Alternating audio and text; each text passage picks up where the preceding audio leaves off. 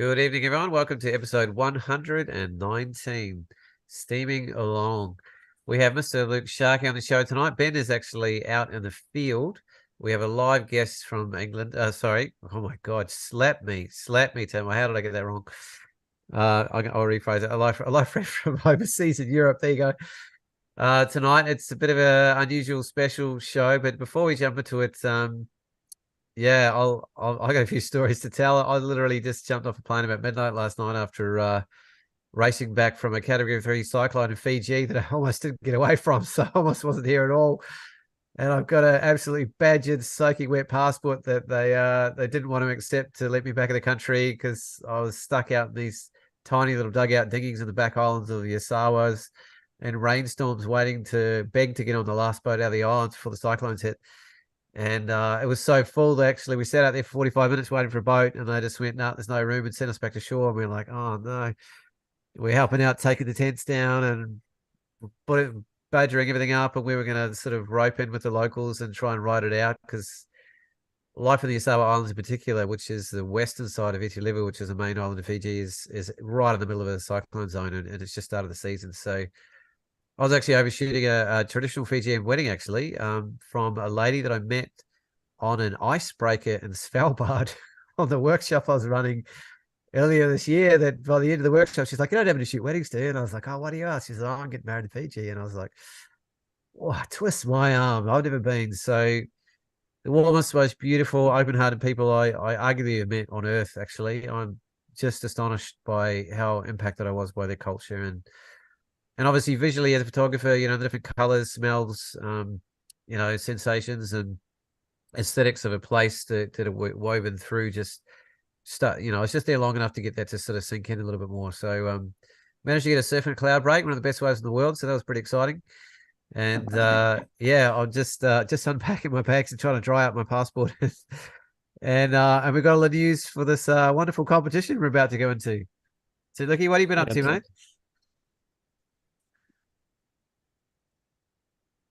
Hello. Yeah. Oh, I said, Lukey, what have you been up to? Oh, you said Lukey. I thought you said Tim. I'm so sorry. Uh, I have to admit I've had a pretty quiet period of time since we last caught up. I've just been trying to get a whole bunch of work done because I'm actually going away on about a 50 something day trip overseas in mid-December. So there's quite a lot to tidy off from the year. It's sort of pretty much the end of my year. I'm losing two weeks of the year, and then the first half of, or not first half, but first few months of next year. So I need to do a lot of work. So I'm chained to the computer at the moment, getting all of those things done, and then I'll have a bit of time to explore and see Antarctica and Patagonia, which is pretty exciting to say the least. So yeah, I'm quite happy to be a bit more sedentary and just work on things, knowing that I've got that around the corner and yeah, I don't think I need to say too much more about that. But if you are interested in joining me in Antarctica next season, please get in touch. And I'm very happy to give you some options and certainly welcome to join me as well on one of the adventures that I'm having over there as well. So yeah, it's pretty exciting. Yeah, one day I'll get there one day, Lucky. I'm keyed up for Svalbard next year in June if anyone wants to come join. Hopefully Antarctica later in the year, just working on that. But Ben and I are actually leaving in 24 hours on a 5-day Tarkine workshop, which we're really looking forward to. And I've got to up the bar now because some of the photographs we're about to see tonight were taken on on one of the workshops we led out there actually. Oh, So yeah, absolutely. Yeah, that, he's got that quite a was selection there. doff of the cap there for our workshops down here in Tassie. We're pretty lucky. So we're also really lucky to have Mr. Tim Parkin here live. He's had a very long night. He's one of the co-founders of the Natural Landscape Photography Awards, along with Matt Payne and Alex Nail. And I'm not so familiar with the other. Rajesh Jay. Yeah, he's from California, I think. Is that right? Or Yeah, America? just moved there from Texas. Yeah, that's right. Yeah, so very interesting international mix of fine people involved in what Luke and I, Nick and Ben sort of feel is certainly for our aesthetic and the principles and ethos and style of photography that we love to appreciate, which is kind of letting nature have its own voice. And not getting sort of overzealous with post-production techniques and letting sort of nature be the hero, I guess, is probably the way I'd see it. And And also, Paul, just to add to that as well, it's not just I think also the way it's run as well, in terms of the way the judging system is put together, and the different rounds of judging, the transparency and the certificates at the end. There's a lot to be said for the administrative side to it as well. yeah, it's positioned really beautifully, I feel like, in a world that, there's cultural shifts and trends that happen in photography, and certainly there had been in the last 10 years in particular, a pretty heavy trend towards an emphasis on high-end post-production being a very significant factor in a final images sort of presentation. And as much as that kind of, it has its own creative kind of potential and outlet and voice, that sort of, it lets the more subtle images kind of fall away a little bit, and they get a bit lost in the wayside. And this competition in particular, I feel like gives a wonderful voice to that. So we'll go into a little bit about Tim, and also the real behind the scenes. It's quite a privilege to have Tim here tonight. He literally was up till the wee hours last night putting the results of the show together. We literally released today, and we've put a show together and got guests on the show tonight who hopefully can make it, who we didn't even know were winners until today as well. So we've really run this one together at the last minute, and we were kind of just spoke about it, and this was already the night for the show. And Luke and I a couple of weeks ago, well, isn't that the day the results are released? Imagine if we got Tim on the show live. Imagine if we got him on just a few hours after the show. We thought, no, he's not going to do that. He's going to be way too busy, or he's going to be toasted out. And sure enough, I wrote Tim. He's like, yeah, that'd be great. I was like, no kidding. Yeah, so, yeah, not a problem at all. So yeah, we'll definitely be having probably arguably some of the first online conversations about a lot of the images here, certainly visually and probably from an audio point of view. There already would be some back and forth from social media here and there, but and I think what's really beautiful about tonight is Tim has, a deep insight that few of us will get access to in terms of the process behind it, and maybe some insights into what actually happened with some of the specific images and some of the projects and things itself, that whatever's Tim's comfortable sharing in that regard. And Ben's actually out in the field running a workshop with a client right now, which what looks to be a cooking sunset. So we're hoping Luke and I just shut the blinds so we can't see. Well, I think it's coming a bit cloudy now, so fingers crossed I'm not getting any FOMO tonight. Yeah, so we get too much FOMO.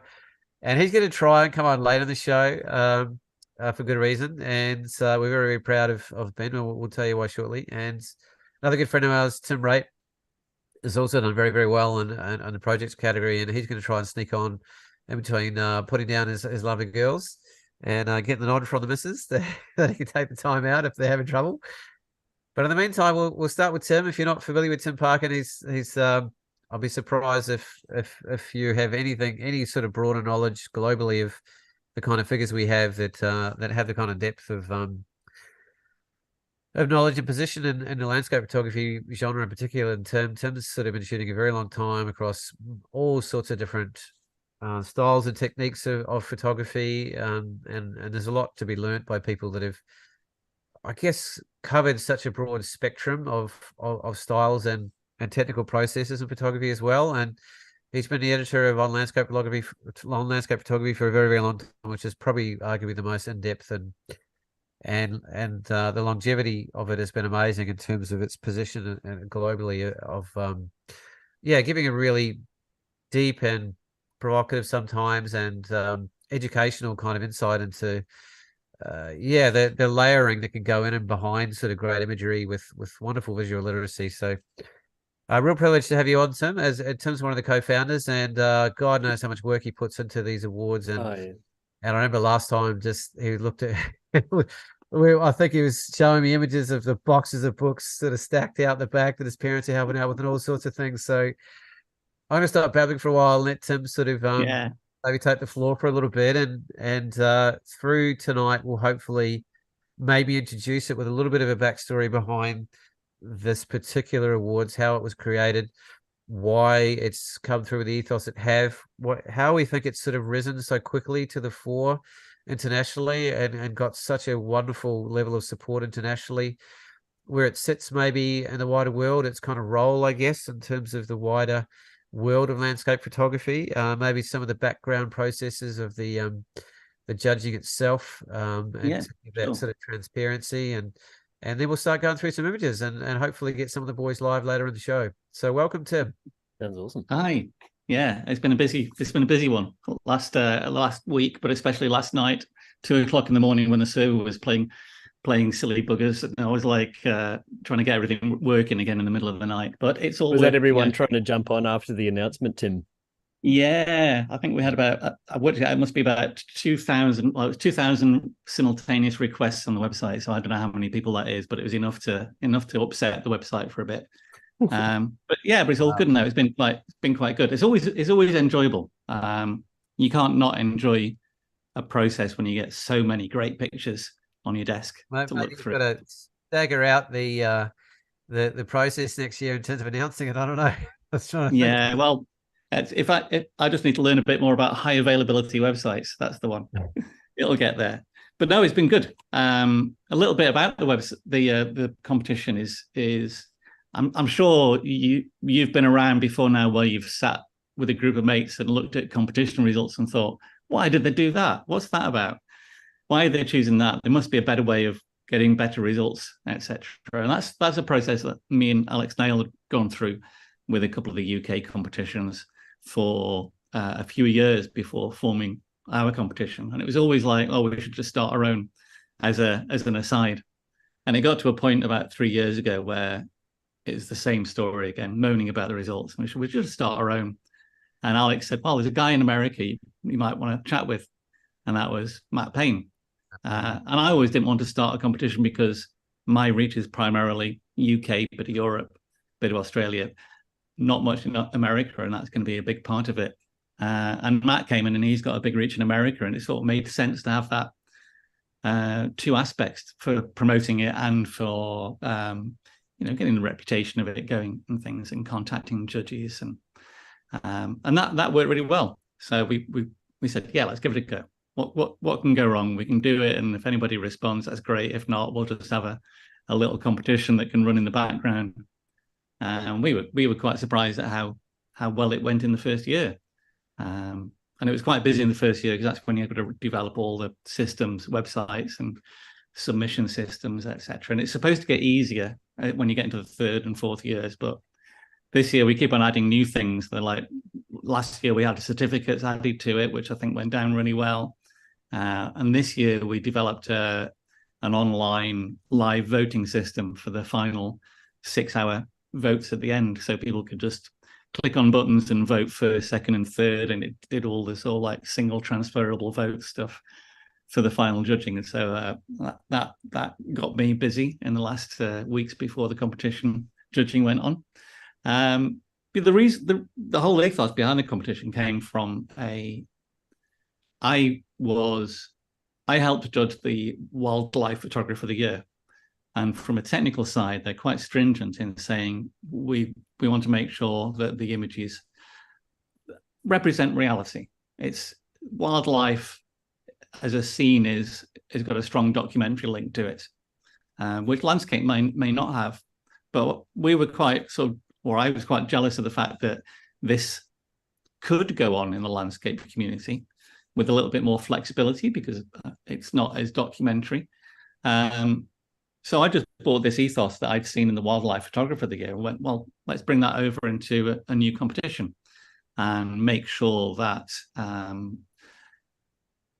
we came out with a single sort of one-line guiding sentence, which is do not deceive.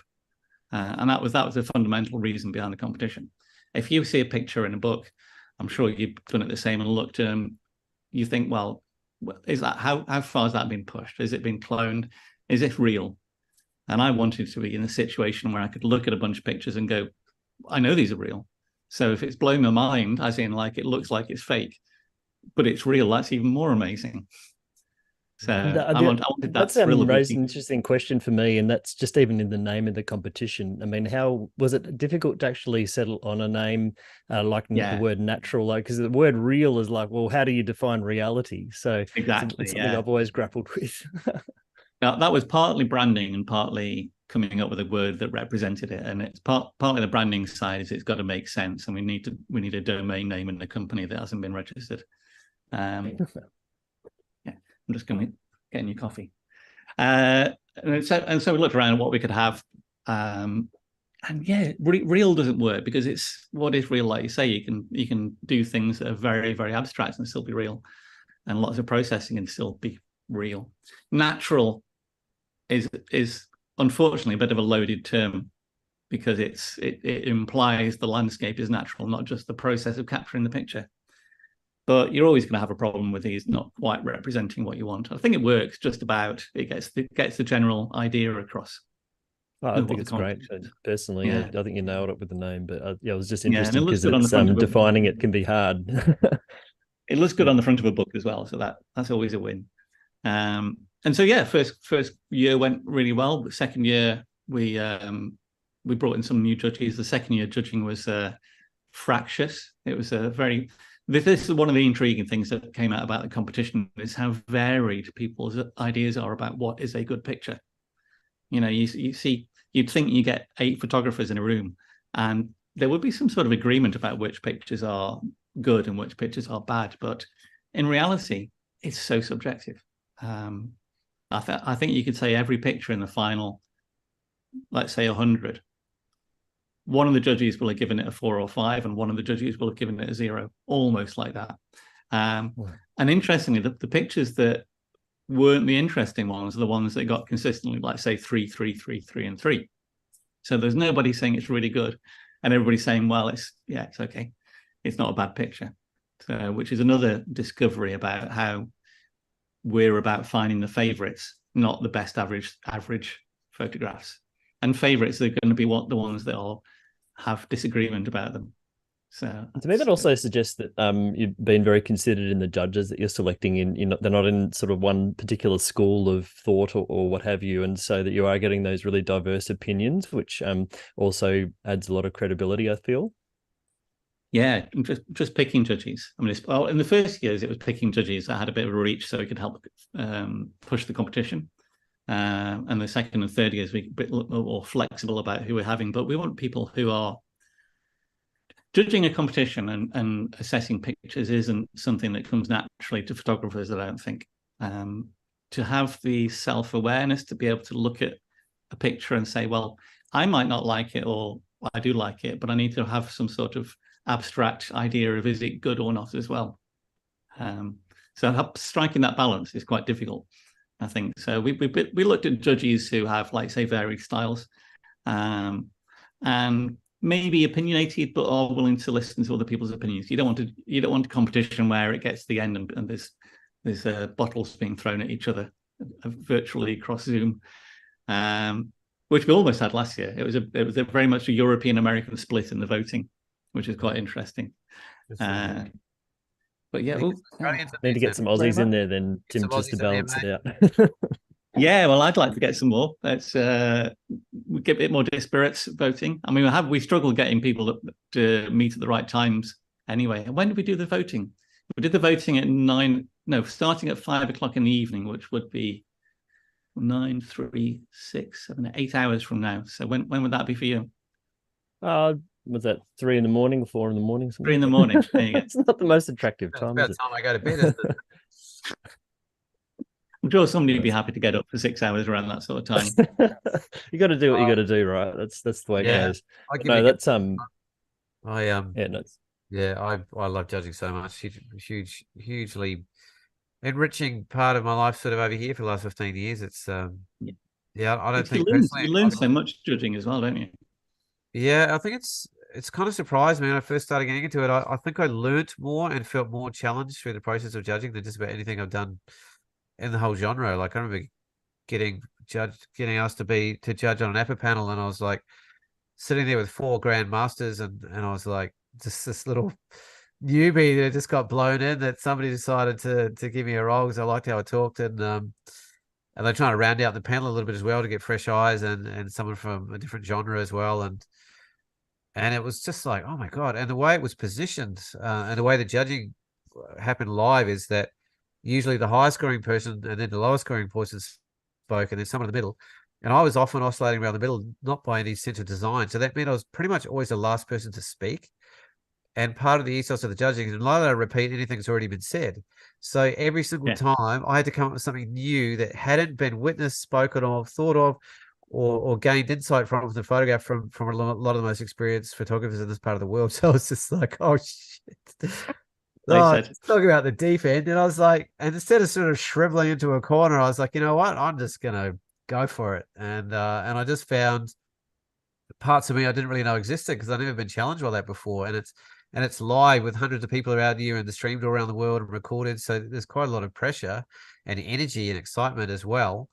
So it was a bit of a cooking pot to really dive into visual literacy and deeper levels of communication of an image and looking beyond the obvious and stringing the kind of more unconscious symbolic dots together. And it's been amazing.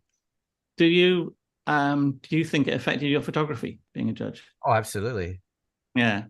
I think I gained a lot more understanding of intentionality and art homage and the depth of technique, because I was often asked to judge images in genres that wasn't that familiar with, high-end composite work, and I had to learn to put aside personal biases and research techniques. And I did quite a lot of training as well. We were quite encouraged to do wide sort of beyond photography genre study in terms of the art world in general.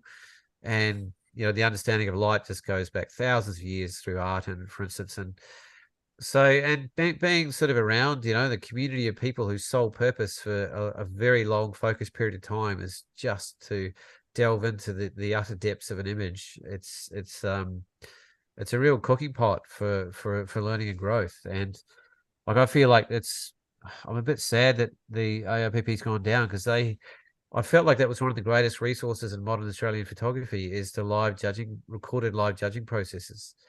I can imagine so, yeah.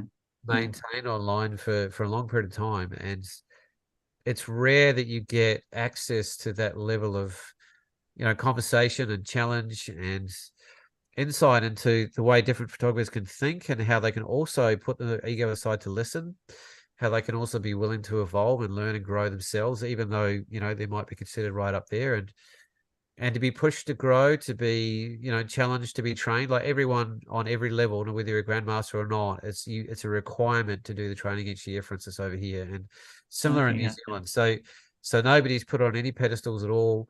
They work really hard to keep a breadth of judging in terms of the genre specific experience level, in terms of gender, in terms of age, and also by including people that were outside of the genre sometimes, to have a fresh pair of eyes that weren't sort of worn out by common locations and stuff that's sort of maybe been overly done or a little bit obvious. Some people can judge the originality by having such a long role in a specific genre for a long period of time, and they can give that clarity of, well, this has been done for 30 years, and someone else can say, well, I don't know about that, but this coming back to the clarity of this image, if you break it down to its structure, it's still masterfully done. So it sounds like if NLPA was live judged, it might be a different, might be quite good popcorn watching. we have thought about this, definitely. I'm not sure who'd want to sit through 6 hours of it, but I think there's some nerds that probably would love that.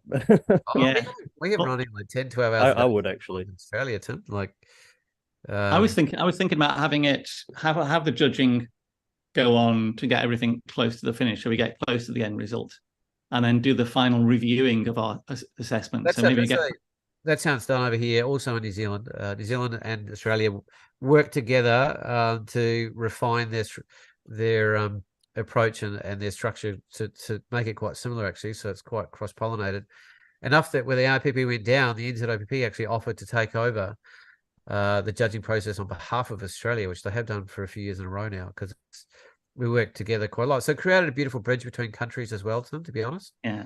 Like, in a really, really wonderful way. And people were literally having the privilege and honor and got excited, and still do, to fly from one to the other. So that's been a wonderful cross-pollination, being involved with that. And, the friendships and mentoring and even professional relationships that have developed and evolved by that whole process. It's been, a really big part of my adult life. But from someone that shot alone for 15 years and didn't know anyone, I never even looked at a book. You know, my life kind of Yeah. changed being in and around these live organizations and structures around it. It was, yeah. And And how many judges did you have on a panel? Because so we've panel, come across that. you'd always have 5 live, and you'd always have at least 3 up to 5 sitting there ready to go, because you have the right in our process to step off the panel anytime you want, no questions asked. If Yeah. you know the photographer or feel somehow biased against that particular work, or you have a knowledge of how it was taken or something like that, you are allowed to judge an image. You're given the autonomy and license to judge people's work that you know. There's often like a known button where you literally push it, so just to acknowledge that you do, but you also have the right to step off. And in that case, you need to have people there ready to go instantly to take your place. And also, and while doing that, they're still trying to maintain that diversity of genre specific experience and gender as well. So this last one I did at the Australian Photographic Prize, which is kind of coming in behind, but a little bit different from the traditional kind of ARPP awards. We had 5 and 5 on and 5 ready to go the whole time. Yeah, I think and 5's a good number. We went to 5. Yeah, similar to what you suggested, Tim. It's done live up to a certain point. And then when you get to the final winners, that is done behind closed doors. Yeah. So it's a little bit unusual in that you have this incredible level of transparency like you guys do. Well, probably even more so with ours, because it's literally you're there for all the conversations live and recorded as well. But you never know what happens in the back room. And there's no way to find out. And you're sworn to secrecy as a judge for life to not mention it to anyone. So there's an element of mystery as well. It's sort of like and then they changed the process where it's very aggregate based initially to get to the point of getting in the back room. You've got to get the 4 higher scores out of the top 5, and you're into the room, and then basically all those scores are wiped clean and it's a fresh slate. Yeah. And often the images are looked at collectively, which they haven't been looked at before. They've only been judged individually. And it's having done that quite a lot myself, it can be quite a fascinating process. I have argued a number of times for that process to be transparent as well. But I think it leaves a lot of freedom for people to really take the brakes off and not be PC about things and really dig deep about, fighting for a winner and likewise, acknowledging where they don't think it deserves to be. And whereas there's an aspect of it being live that we've really felt not bound, but certainly the intentionality had to be around, really positivistic approach. As much as we're allowed to critique things, and you are actually allowed to judge images down live, and some people do, because they're like, I'm sorry, I just have to tell you why. And I have seen images go down as a result, but yeah, lots to be learned. So, getting, as I've liked and enjoyed how you've changed the judges and freshened it up quite a bit. And I'm curious sort of how much you do or try and include, past winners, because it's like you said, someone can be a great photographer, but not necessarily a great judge. I mean, we were thinking about past winners, and who was it I was talking to? I think I was talking to one of our other judges about the fact that a lot of competitions do this thing where the previous winner gets included. And I saw that as we both agreed that it's a bit of a trap in style, because you can end up in a situation where a competition has a certain style going in, and what you're doing is you're promoting somebody who's in that style, who's done well, into the judging. And so it focuses the style even more. You're also not necessarily a bad thing, but I mean, I'm not putting anyone down, but it could be that particular person is not, great in visual literacy or not particularly good at the English language, or there might be other challenges that come around that, somehow dilute the judging process of someone that does have a really high skill set on all those regards. So it's sort of, you're kind of a bit caught there, where you've got to use that person no matter what. Whether they want to. We decided it's probably best not to just include somebody we don't know at all onto a panel. Which, I mean, fortunately in this competition, it probably would be somebody we know. Either that or you got to interview them somehow. Yes, screen them. Well, the first 4 weren't proper humans, so we're going to get somebody else instead. Now, I think the competition, as well as being about getting the best judges, you need a set of judges who you think you can get on with, definitely. And I think a lot of photographers in the public eye through social media do get to know each other and do get to have an idea of what each other is like. And we were really lucky this year. The panel was really, really friendly. We have over a period of time and I've actually seen this literally being applied by some of the judging panels, is you actually get labeled as a judge sometimes. They're an emotional based judge, they're a technical judge, they're a spike judge. And I've even seen it where they put little letters next to your name, and you're like, those guys, and they'll literally use that as part of their process to mix up the panels. Because some people are moved by images on a deeper emotional level or a symbolic level, or have a great level of art homage that they can reference back to that other people don't have, and others are supremely technically minded and just sort of can't get past that, or have a brilliance of expertise in that area that others don't. That's important to acknowledge, and some are more comprehensive, and so it's sort of having awareness of the people that you have on the panel to get a comprehensive, diverse panel is really important, I think. One of the things you mentioned earlier as well is having the time to look at the pictures over a longer period of time, which is difficult to do in a competition, but I think it's really important. Like you said, you reset all the scores when you come into that final stage. So how do you set it up that way with this one, Tim? We have multiple stages of judging. So we have an initial screening, which maybe gets which culls the images down to maybe by half, let's say, or and that gives you that gets you a point where all the images have got something potentially going on. And then there's another screen on top of that which says, okay, we're going to hand roughly 2,000 images out of the 10,000 submitted to the final panel of judges, or more if there's better pictures. But anything that stands the potential of being a favorite of somebody's, we try and put through to that final stage.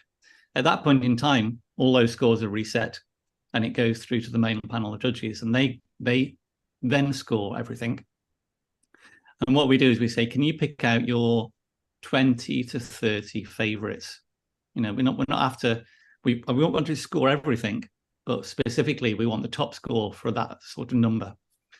And then what we do is we say, for every judge, we take that favorite 20 or 30, and those go into the finals, plus a small selection that we as the organizers think should be in the finals, plus a small selection that have got a really good average score, but weren't one of the favorites. So we end up with this pool, which is mostly at least a favorite of one judge or another, or they've attracted the attention of the organizers, or all the judges have agreed it's pretty good, but not quite a favorite. So we end up with a pool of, I think it's about 300 odd images in the main categories that are favorites, and we can look at and go, okay, these are really interesting. And then the scores get reset. This is all done independently by the photographers individually at home, basically, up to this point. Yeah, we create a Lightroom catalog. One of the things we realized quite early on was that web-based voting systems are terrible for organizing pictures, and that you can go through them once using a web-based system quite easily, but to go back and reassess what you've done and to try and normalize it is almost impossible. So we did it in Lightroom. Most people know how to use Lightroom, know how to use the star grading system, and go back and check things and flick around between full size and small. And that's up until the final, maybe, I think it's probably about 900 images. It's been done on Lightroom. So all the judges get involved voting, and they provide a score. So we get to that stage, and we've got nine scores, four scores from the organizers, 5 scores from the judges, which we can then assess and mix up and look at favorites, etc. And then when it goes into the finals, it's basically about screening the vote. So you guys, as organizers, have quite an active role as well. Is that what we can't vote something as a winner, but we can say we think you should look at this as well. Gotcha. That's more of a, this might become interesting. You might not like it at this point in time, but we want to include it just in case it is interesting later. It's quite amazing the chances that your images do get to. It's not like if someone doesn't like it, it's struck out of the competition. There's many ways for the cream to rise to the top, I suppose, in the way that you've kind of put that together, which I think is it's just giving all of the great images the best chance that they've got, which is awesome. Yeah, and this does sort of happen as well, because I see images in the first and second year that didn't rank particularly well on first glance. But by the time it got to the finals, it did well. It filtered up and everybody said, actually, this is really interesting. Well, and I think there's a difference there between... Pretty much without fail, like if there's an image that's challenged, and we have a challenge process over here, which means an image is up for longer. And I would say 75, 80% of the time, it means that image ends up going up higher because people have more time to sink deeper into it and connect the dots with aspects of the image and reference it to other aspects of their own personal experience and knowledge around photography. And it is basically, if it's up there and challenge, you can, I wouldn't say you can assume it's going to go up, but it's quite rarely that it doesn't. And we also have time is a factor. Time is actually before the live voting as well. What we do is the judges all made their assessment of these 2,000 pictures. We select those ones that I just mentioned that have got the favorites, and then we send them back to them. So they've got a week to live with those and go back and look at them and say, well, here's my favorites, but these are the favorites that the other judges had. So I think in some cases you go back to that block of images and you go, well, somebody selected that. That's interesting. I'll have another look at that. So I'm hoping that having lived with the pictures a bit longer, like you say, it does affect the way you think about them. Yeah, it's one of the challenges over here. You got 60 seconds basically for a lot of work when it's live, because I mean you've got to put a limitation on it, and they manage the number of images, how many hours they can hire the room for, and etc. etc. But it's and it's quite a skill to be able to read an image that quickly. But it's a real honor to have it for longer. But so I think we should have a look at some images soon. But before we do, what I think might be nice is just to reflect on if somebody's approaching and thinking about entering a competition and trying to understand what the importance of a photographic competition is, how to approach it from a healthy perspective in a holistic kind of way where it doesn't kind of, shut them down or damage them or sets a level of inspiration, or the kind of attitude to have to approach a competition, and why you think they're important in the world and what role they serve. Yeah, definitely. I actually wrote about this in the first book about our competition is a good thing, and people look at competitions and there's an instinctive reaction to say, don't like the idea of competitions. I don't want to be involved in that. But that competition aspect of photography is there in so many different aspects. It's there on social media. It's there if you want an exhibition at a gallery. Your pictures are going to go into that gallery and be compared with everybody else who's submitted. So this process of having your images compared against other people's is a natural part of photography. Whether you see it explicitly happen or it's happening behind the scenes, it's going to happen. Same with book publishing. If you've got an idea for a book, or if you want to do workshops and you're promoting them, this is going to happen. And I think getting to know yourself and the way you choose pictures and to see how other people view them is an interesting thing and a very useful thing. The unhealthy side of competitions comes when you become wedded to the result. And I think people do this when they go to portfolio reviews as well. People spend quite a lot of money to do a portfolio review. They look at it and they get the result back and think, that process has told me what my images are. No, it hasn't. It's just told you what one person's perception of those images are. It gives you a hint at what a universal perception might be like, but more than likely it's going to be wrong in lots and lots of different ways. So a competition gives you a way of saying, okay, it might not tell me my images are great or poor, but it'll tell me which ones achieve a little bit more success. And through the process of judging them for myself, I can see how the things that I pick line up with the things that other people pick. So it's a great feedback mechanism, and the way you choose the images to submit is a great way of focusing your attention on your own work. You may work and put lots of things in Lightroom, photographing all year. To actually go do a review of those and pick things out at the end of the year is a great process, whether you do it for a competition or not. But a competition is a good way of providing a focus for that. The other thing competitions are good for is to see what other people think and what other people submit. And I think that's fascinating to see what other people see as good photographs or what the judges think attracts attention.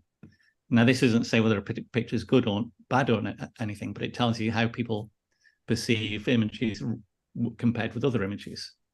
Unfortunately, a lot of competitions can give a biased perception of what's good or bad, if done in an awkward way, and that's the major responsibility of, I think, us as organisers, is to try and provide a healthy competition that doesn't twist people's perceptions of their own work. Have you guys considered doing written feedback? Like, there's a lot of competitions out there that attempt doing that. I've been involved in a bunch of them, because a number is a number, or a star is a star, but it's not a deep level of feedback. Some competitions have done it for every image, and some have done it as a paid service that you can ask to have done. I don't know if you guys have considered that. Yeah, well, I think that this is one of our issues. Was the only way we could really do it is as a paid service, and does it look like gouging, price gouging people and trying to just get more money? I think it can look like that to some people, but I honestly think it would be an interesting, useful service for people. But to do that well, it's actually, people's time is worth a lot more than people often think it is. So if you wanted like a half-hour review, that process in particular really brings up that question intensively, because there's got some competitions I've done, it's just been I just added it in. Oh yeah, by the way, could you do this? And you're like, you realize you're just asking me to do like 2 days work for nothing, right? Like, and I'm a professional photographer. And others, have said, this much for this number of words, and one competition I did, which I personally really appreciated, is they actually allowed you to either do written or audio. And so 2 minutes of audio, you can cover a lot of ground, for instance, as opposed to taking that's the way we thought of doing it. Yeah, we thought about automating it very much, so you're recording it and you can send it out. That suited me because I'm a talker. I guess the written form maybe suited some of the other judges that were from different, where English wasn't the first language or that kind of thing. But voice transcription's also getting very, very accessible and accurate now too. So you can kind of go both ways there. Because it's a wonderful privilege to have people at that level that you're bringing in, Tim, for very good reason, to they have the capacity to offer an incredible level of feedback. I think it's hugely valuable. I think it's one of the most valuable resources out there. One of the things that we are planning on doing is having sessions in the new year where people who didn't get through to the finals can say, I don't mind having my picture talked about. So we'll do a live session of maybe an hour at a time, where me and Matt go online. We did it last year just as a trial, but we then discuss, we pick 3 images from each person's portfolio and say why some images work and why some images didn't. You include the photographer in that process? We haven't included the photographer in discussing it now. But we did it to try and work out how many pictures can we really get through, and is it useful? And people really liked it. So we're doing that again this year. I noticed I saw a few pop up during the year, and I wasn't sure if that was a strategy or like you said, like just a new thing to give a go. Yeah, just try it out, see how it worked, and I think it'd be quite useful. Do you think in terms of people paying for an assessment, do you think that's a fair thing to do? Well, one of the things that really stands out around your competition in particular, Tim, is its financial accessibility stands above pretty much everything out there in the world. Absolutely. Like it's almost a no-brainer to enter your contest, and it's so generous and so accessible, and so easy the barrier to enter is so low. Like I even myself, as actually I'm entering into a competition tonight, I'm sort of like, but it's going to cost like $350, and I'm like, for like 5 images or something, and I'm like, well, I don't really have that at the moment. Like, is it a priority? And whereas like 12 images of yours, don't even blink. Of course I do. I mean, it's partly I love the competition so much, I want to support it regardless. So it's a personal thing. But so I feel like you've already set the tone for an establishment and an organization that isn't about the money, and the amount of way that you promote and celebrate the unsung heroes all the way through the year. Nobody else does that like you guys do.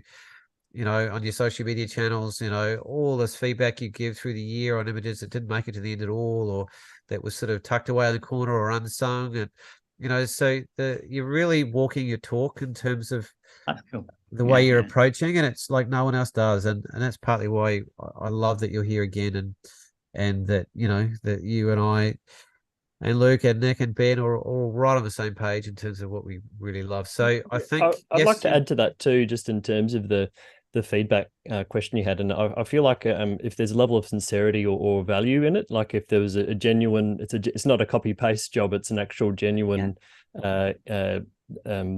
discussion about the image, which I think, as Paul points out, an audio file or transcription would be ideal, because you can actually be a bit more eloquent or cover a bit more ground in that amount of time.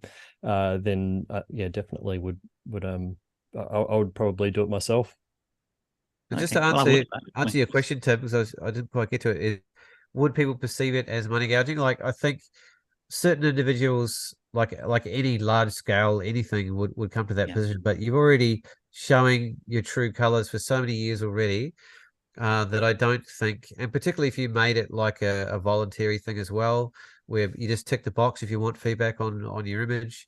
There is that issue of time value and money, because if you're not paying photographers and I got to spend 3 days doing it and I get $1 to do it, you're going to be struggling to keep the caliber of what's up there. So it'd be a matter of trying to find that dance or that line where the maximum amount of value is being given in a reasonable time frame for and who's got the time to do it. Like, sometimes that means that other photographers have more time, some don't, and it was just done based on the number of images you did it, and you got and you'd volunteered anymore if you had more time or so on, and give yourself a bit of a breathing room of a time space so photographers can get it done, especially working photographers.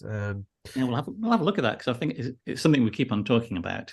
But I think what you're doing collectively is a really good starting point. Like, getting a group of guys of the judges together, speaking about images, beautifully valuable in itself. And there's a randomness about it that makes it kind of fair, rather than anybody's corner, which I really like as well. About like a lot of the images you bring up, I'm like, I didn't notice them myself, or I hadn't seen them, or wouldn't have obviously gone there. And like I said, you're sort of like the voice for all levels of people that engage with it. And so there's a level of equality that sort of ripples through the ethos around your this whole competition that's really clear. Cool. Should we show Probably some some pictures? photos, I reckon. Yeah. Right, let's have a share. But that was a great chat. I was like, I could talk about this all night, so I was like, I better shut up and let us look at some photos. Where do you want to start, Tim? Well, we'll go through the categories, the main categories. We'll do the top three for each category. How about that? That's great. And I've got them all in Lightroom here, so we can have a look. And I'll have to look at the pictures. This is from Alberto Rodriguez Garcia, which is a fantastic photograph of silvered pine cones, which is absolutely beautiful. This really stood out to the judges in terms of making something that looks not composed, but is actually really, really well composed. It's one of these photographs that you think, well, it's just a random layout, but then you start looking at the way it's, the corners work and the way everything sort of sits together nicely. There's a balance to it. And then you get to the point where you think, has it been organized? So you'll start looking at the bits of grass and saying, no, they couldn't have organized that because all the grasses are lying on top of things. So yeah, quite attractive one. Have you changed the categories this year, Tim? We've changed the special categories, and last year we also changed the main categories to try and promote the grand scenic view.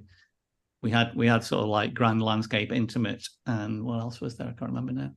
Abstract, maybe. And this year we really wanted to have the grand scenic being, okay, these are big views, includes a lot of the horizon, etc. And then we've got in the middle, we've got intimate, and then we got abstract and details. And this is the abstract and details. So quite an interesting category. Let's go for the next one. This is Matt Redfern, which one of my favorites. I mean, you see these photographs. I'm not sure whether you've seen pictures like this before now. Quite often it happens in areas that have boggy ground with rivers going through them. So a lot of this plant matter goes into the rivers, and then as it gets over waterfalls, it churns up and creates a sort of foam. So normally just downstream from a waterfall, you get these layers of foam as they get stretched out and mixed. Rarely do you see it, guy, isn't it? Yeah, rarely do you see it when it's as perfectly distributed as this. And also the judges mentioned the fact that quite often they don't like upside down pictures. I don't like this idea of trying to make a reflection look like reality, but it works so well in this one. It looks two-dimensional. It doesn't look like a three-dimensional picture turned upside down. Mm. And then you say, obviously has a very beautiful painterly quality as well. You know, it's has a sort of almost like the Van Gogh-like swirls in the sky. You know, it's Starry night indeed. Starry night indeed. And this is the winner from Eric Bennett. An image that really grew on people, and an interesting one because it's not perfect by any stretch of the imagination. You know, there's lots of stuff going on there that might annoy other photographers. The sand distributed in the middle of it, and the random nature. But to see the potential of the scene in the first place, and then to compose it in a way that looks intentional yet unforced is quite a talent in my eyes. And the way the green grasses swirl, they almost look like musical notation. And in the background, it looks like somebody's old 120 film that's been thrown in a bin. And just the spatial dimensionality with the, you know, the cool shadows and the warmer highlights, you know, just to create an extra chunk of spatial depth. But to me, it really is those threads of fluid grass that just add a level of grace that sort of wouldn't be there without those. It'd be a little more chunkier and a bit sort of fatter almost, but there's an elegance to how thin and wispy they are that just layers something on top that ties it all together, I feel. Yeah, I do find the sand a little bit grating, I won't lie, but it also gives it a very organic, real presence. Exactly, yeah. And it's interesting that the judges were happy to see past that, you know, because I think in the field, a lot of people would look at this and go, oh, it's a bit too messy. You know, I'm looking for something perfect. I'm looking for that really clean, washed look. But to go, actually, no, might work. We'll try it out and then see it and work it. Shows commitment from the photographer, definitely. Well done, and also then to have select it for the competition as well, and absolutely putting it forward. Yeah. So people that didn't know, Eric was the initial winner for the inaugural competition. Yeah, he won the photographer of the year, and he's still entering. He can't win the photographer of the year again. That's right. He can go in and enter the other categories because of it. Right, intimate landscapes. We'll go for the top three. Let me just find the that one, number one, number two, number three. Wow.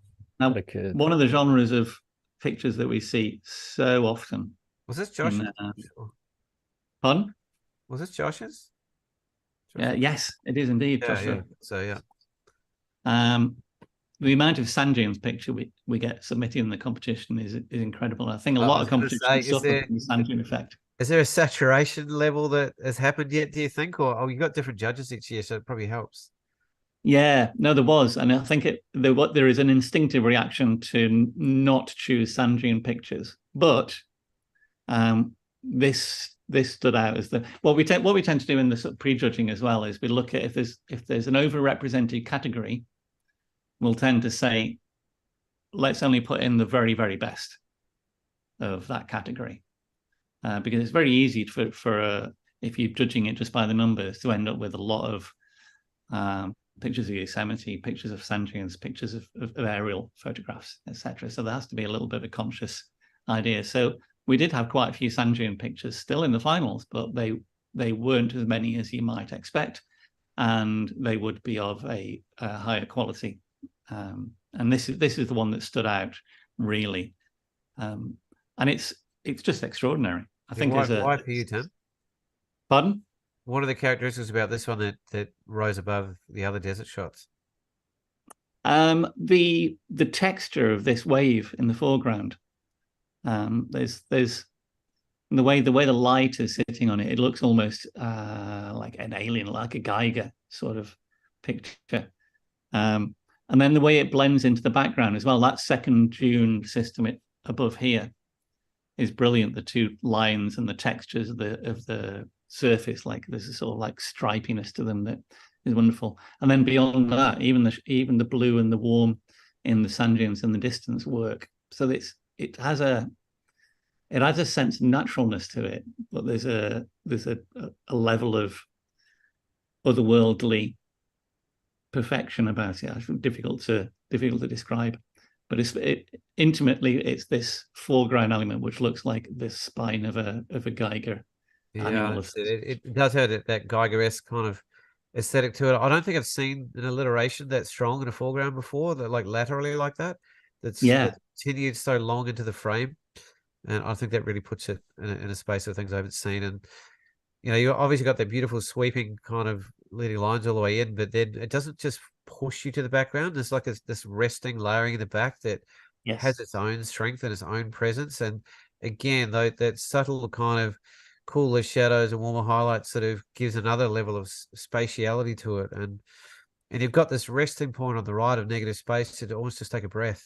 But it's still, it's almost like a separation, but also a pathway to join the upper and lower parts of the image that gives you a bit of a rest without sort of forcing you into it. It's very elegant image. Well done, Josh. We'll have to get you on the show one time, Josh. We talked about it last year. We'll get you on there. The only negative thing the judges said was a little sliver of bright light at the top, on the top right.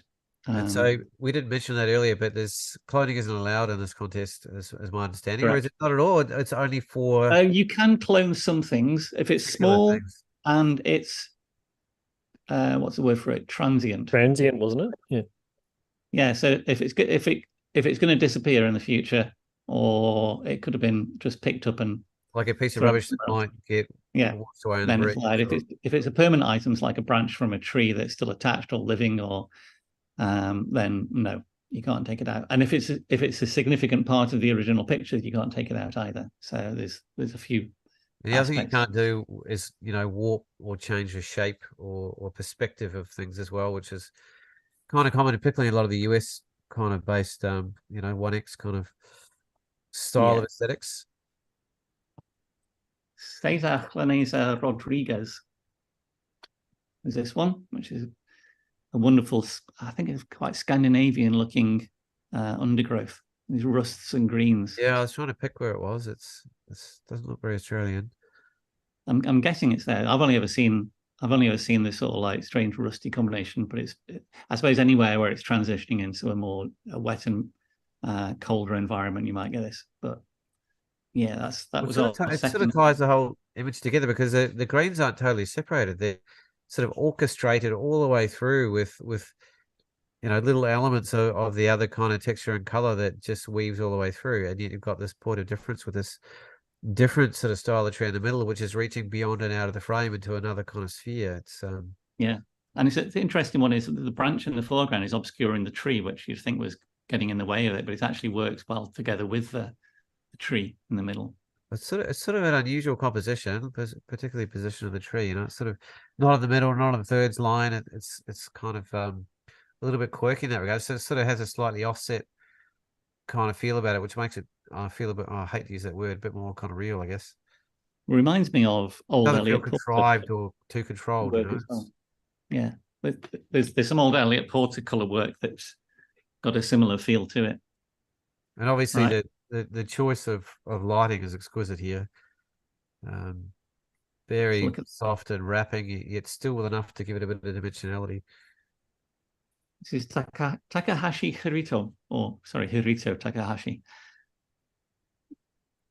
Great example of a not an obvious shot, but it's something that's accessible to a lot of people. Simply catching that snowflakes landing on a tree, but with the use of a lens that would probably get bad reviews because of the coma it's got, it's actually made an incredibly great effect with the snow being caught in the out of focus areas of the picture. It's quite sort of unequivocal from a planar point of view. Like, is it top down? Is it side on? Is it which way is it actually sitting? Is it alive? Is it dead? Like, where are you looking from? And enough so that it doesn't matter. It's not about that at all, and it's not that often you get an image where that's really not that relevant. And so it's really bold choice to chop the tree in half vertically and only show the left-hand side of it. Yeah, and yet it's quite well balanced compositionally. Like it feels like everything has right amount of breathing room and space to have its presence felt. It's And that, you know, the soft sort of weaving of those two very different kind of, you know, elemental structures sort of in the frame, you know, something that's fluid and moving like the snow with something that's sort of structured and live, and somehow the color tone sort of weaves through the two of them in a really unusual sort of way. And you got this little pop of color and the detail and below, which gives it sort of a semblance of maybe what was alive or what could be. And yeah, it's really interesting to me too. poetry, That it's got isn't it? those really bright highlights right on the edges of the frame that you'd normally kind of see as a concern or what have you. But I think, you know, the one certainly towards the end of that mid branch, it sort of anchors it back in again. And also the one in the bottom left corner, it's almost like there's these different points that your eyes can bounce around within the frame because of that. Yeah. One of the interesting things about these, you know, we think of as distractions in images. They're like bright highlights towards the edge of the frame. Is in most cases, judges don't really care about it that much. You know, if it's a strong image, it's a strong image. And there's a certain type of photographer who gets really annoyed at it, and it's very difficult to ignore it. But I would say the majority of photographers are like, well, if it still balances and it still works with the frame, it doesn't matter. And I'll come to this one because the winner of the competition, I'll go to that one now because it's in the same category. Is this image is the winner of the overall competition by Gabriel Stankiewicz.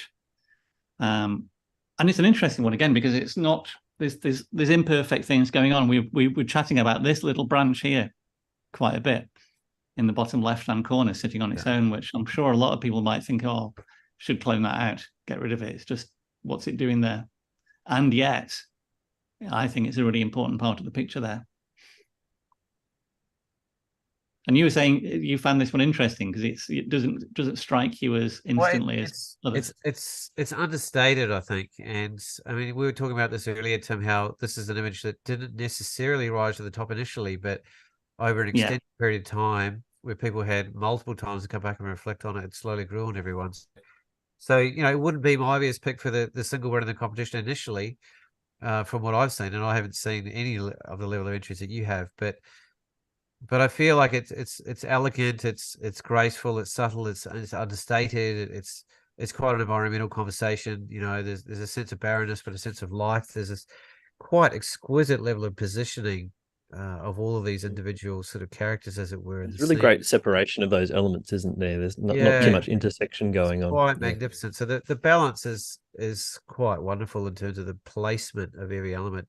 There's a sense of real deliberateness about it, but in a quiet sort of way. It's tell us more, Tim, because I need more time. Yeah, and this was an image that wasn't a favorite. If we looked at, let's go back. When I said earlier that what we do is we take the judges' favorites, like 20 or 30 of them, and promote those to the next stage. So if only one judge picks it as a favorite and all the other judges don't like it, then it still goes through to the final stages. So it's very much about judges' picks. And this one is a good example because one of the judges picked it as a favorite, obviously. Some of the other judges, one of the judges gave it 0 and two of the judges gave it 3 out of 5. So it didn't look, if you looked at the average score, it didn't look like it was going to do well. But as it got presented in front of the judges again, like I say, a week before the live event, they had the photographs back. And then it came back again. It started becoming more popular. So we had this live judging system, and I'll see if I can show it to you for a second. Yeah, this could be a really good time to have a look at that, Tim. Yeah, this is an example of the system that we were using. And every judge has their own page on here, and you can use the 1, 2, 3, and 4 buttons to give your first, second, third, and fourth choice. And the judges don't see the scores as it's happening, but we can see the live scores building up, and then we can go to the top here and do a sort by score and see which images are actually winning. And then when it first came up, this would have been 23 pictures or maybe 30 pictures. So everybody says the first, second, and third and fourth choices, and we eliminate all the ones with 0 votes and then go back and rejudge it. So this process is done a few times live, which is why we basically had the system set up to do this. And we can do this for all the different categories. And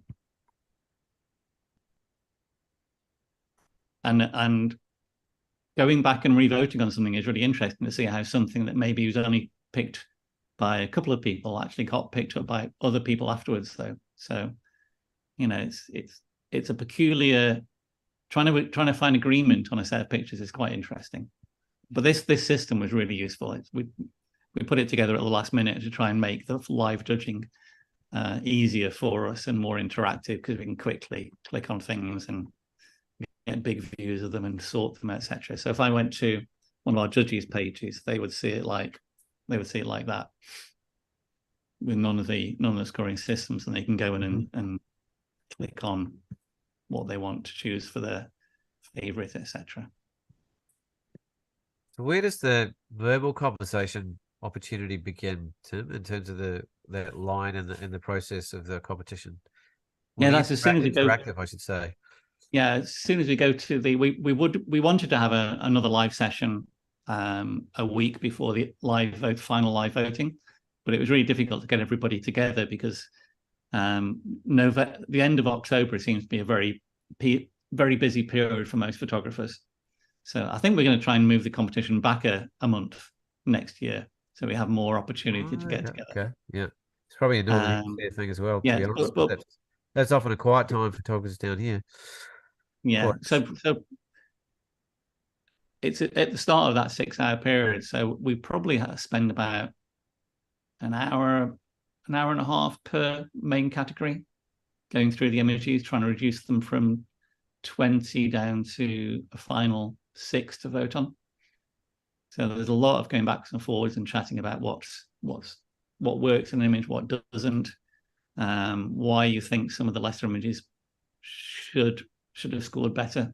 So if you can be a proponent, you can go in and be an advocate for an image and say, well, actually this, it hasn't scored very well, but I think it's good because of this, this, and this. Any last kind of insight into what ultimately put that to the top of the pile, that particular image? I think the way we judge it is we go through each of these categories: the abstract, grand scenic, and intimate, and we pick the 3 winners. So you've got 3 images that won, because this would have won the intimate category. And then the winner of each category goes into a final voting to pick which one of those 3 goes through and wins the overall photograph of the year. So if I go through the abstract, this one was the winner of the abstract and details. And we can go and do the grand scenic category now, and it might make more sense when we look at that. So let's have a look at the grand scenic. So this is Spencer Cox's picture, which came 3rd in the grand scenic category. And I presume this is quite close to the coast in Namibia. Yeah, I'd do the same. A sea fret, and it's taken from not a drone photograph. I think it's taken from a helicopter or a light aircraft. A picture that fascinated lots of people. It's the conditions is, I'm not sure how common it is, but it surprised quite a few of the judges. Yeah, there's actually a lot of fog there. In fact, sometimes you've got to get lucky to get a view at all. Certain times of the year anyway, for periods of time. So this wonderful hole in the middle of the landscape captivated people. Our second placed image, Xavier Lecar, or Lecar. But to me, I'll jump in really quickly to that. This to me exemplifies something really significant about your competition, because the amount of birds to get chucked in photographs. Yeah, I think I'm the only landscape photographer alive that's never stuck a bird anywhere in my life, and to have those 2 and that wonderful position with that gorgeous connection between the 2 of them, it's extraordinary. Almost like mimicking the shape of the landscape below and creating this central, subtle but really powerful sort of point of interest in the center is just kind of what this competition is all about. Because there's no like, oh, did they put the birds in? Or there's no question or wonder because of the raw verification process and the rules. It's just a huge kind of aspect of perfection to the timing of this capture, which really makes it. Well, this is sort of the sad thing about the way we look at photography, and one of the big reasons for the competition is, if I looked at this picture online, I would be like, oh yeah, they're pasted in, aren't they? Yeah.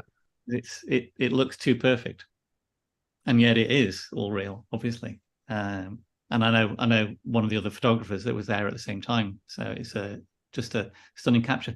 One of the interesting things we had as a conversation here is we're a landscape photography competition. Is this a photograph of birds or is it a photograph of the landscape? And we had a lot of conversations about the fact that if the photograph, I mean, the birds make it, it's extraordinary, but it's an extraordinary photograph without the birds as well. And that's what part of our conversation. Would it still do really well if we took the birds out of the way and it was composed as a landscape picture? And our assessment of that was, yeah, it would be up near the top anyway. And I think the birds are the icing on the cake rather than the thing that solely makes it good. Yeah. It's very difficult when you include an animal or a human in a picture. Yeah, I love it. It's fantastic image. And our winner was this picture by Bjorn Nehoff van Holdenberg. And this was a really interesting one because you wouldn't think of this as a winning competition, but it got picked up and talked about a lot because of the mood it generates, because of the atmosphere, and the fact that you don't see pictures like this very often. It's because people really would be drowning if they did, or have destroyed cameras. Yeah. And the timing, getting that timing with the streaking. I can remember, especially in the early years of APA, for instance, people used a lot of textured overlays and things, and yes, and it would add this level of atmospherics and this kind of like etching sort of feel to it, or an aspect of sort of homage to certain kind of styles of painting, and to know that was exactly in shot is amazing, and like the intensity of the environmental kind of aspects going on here and what it would take to get your camera out and hold it in position here it speaks a lot about the photographer as well as the image, I think. Yeah, and we looked a bit further into it. So the light in this sort of U-bend here as well is a really sense of luminosity that carries it beyond, because it could be very flat light and make it not very interesting. Yeah, it would be without it. It pulls you through the frame, doesn't it? Yeah, and there's still interesting things going on the horizon there. This little island and stuff, and which they're not in focus, but there's stuff that engages. And then this promontory of rock in the bottom middle works with the two bits. I mean, this little bit of white area on the right we figured is a little bit distracting, but it works as a nice balance across the frame still. I mean, tonally it equalizes across that diagonal. Yeah. And there's a darker patch above, so you're sort of neutralizing that in a way. Yeah. And it's kind of a diagonal that's kind of continued through that large feature on the top right, because it's sort of structurally it's not perfectly balanced, but tonally it is, and so it balances out really well. And then this little pinch point here, which is quite nice, where you get the focus down to the U-bend in the background. So it's a little jumping point off to the back of the frame, really, isn't it? Yeah. So it doesn't have a strong overt composition, but when you start looking at it, there's a lot of stuff going on still. So once we got to this people should be hearing these live conversations, Tim. Yeah. No. So once we got to this point, we have a. If I can let me pick them. We have that one, and that one. So there you go. But by the time we judge those top three categories, we have a choice of these three to try and pick as photograph of the year. So that was the context of the competition. Yeah, I didn't realize they weren't sort of necessarily pulled out of projects as well. Yeah, I see what you mean.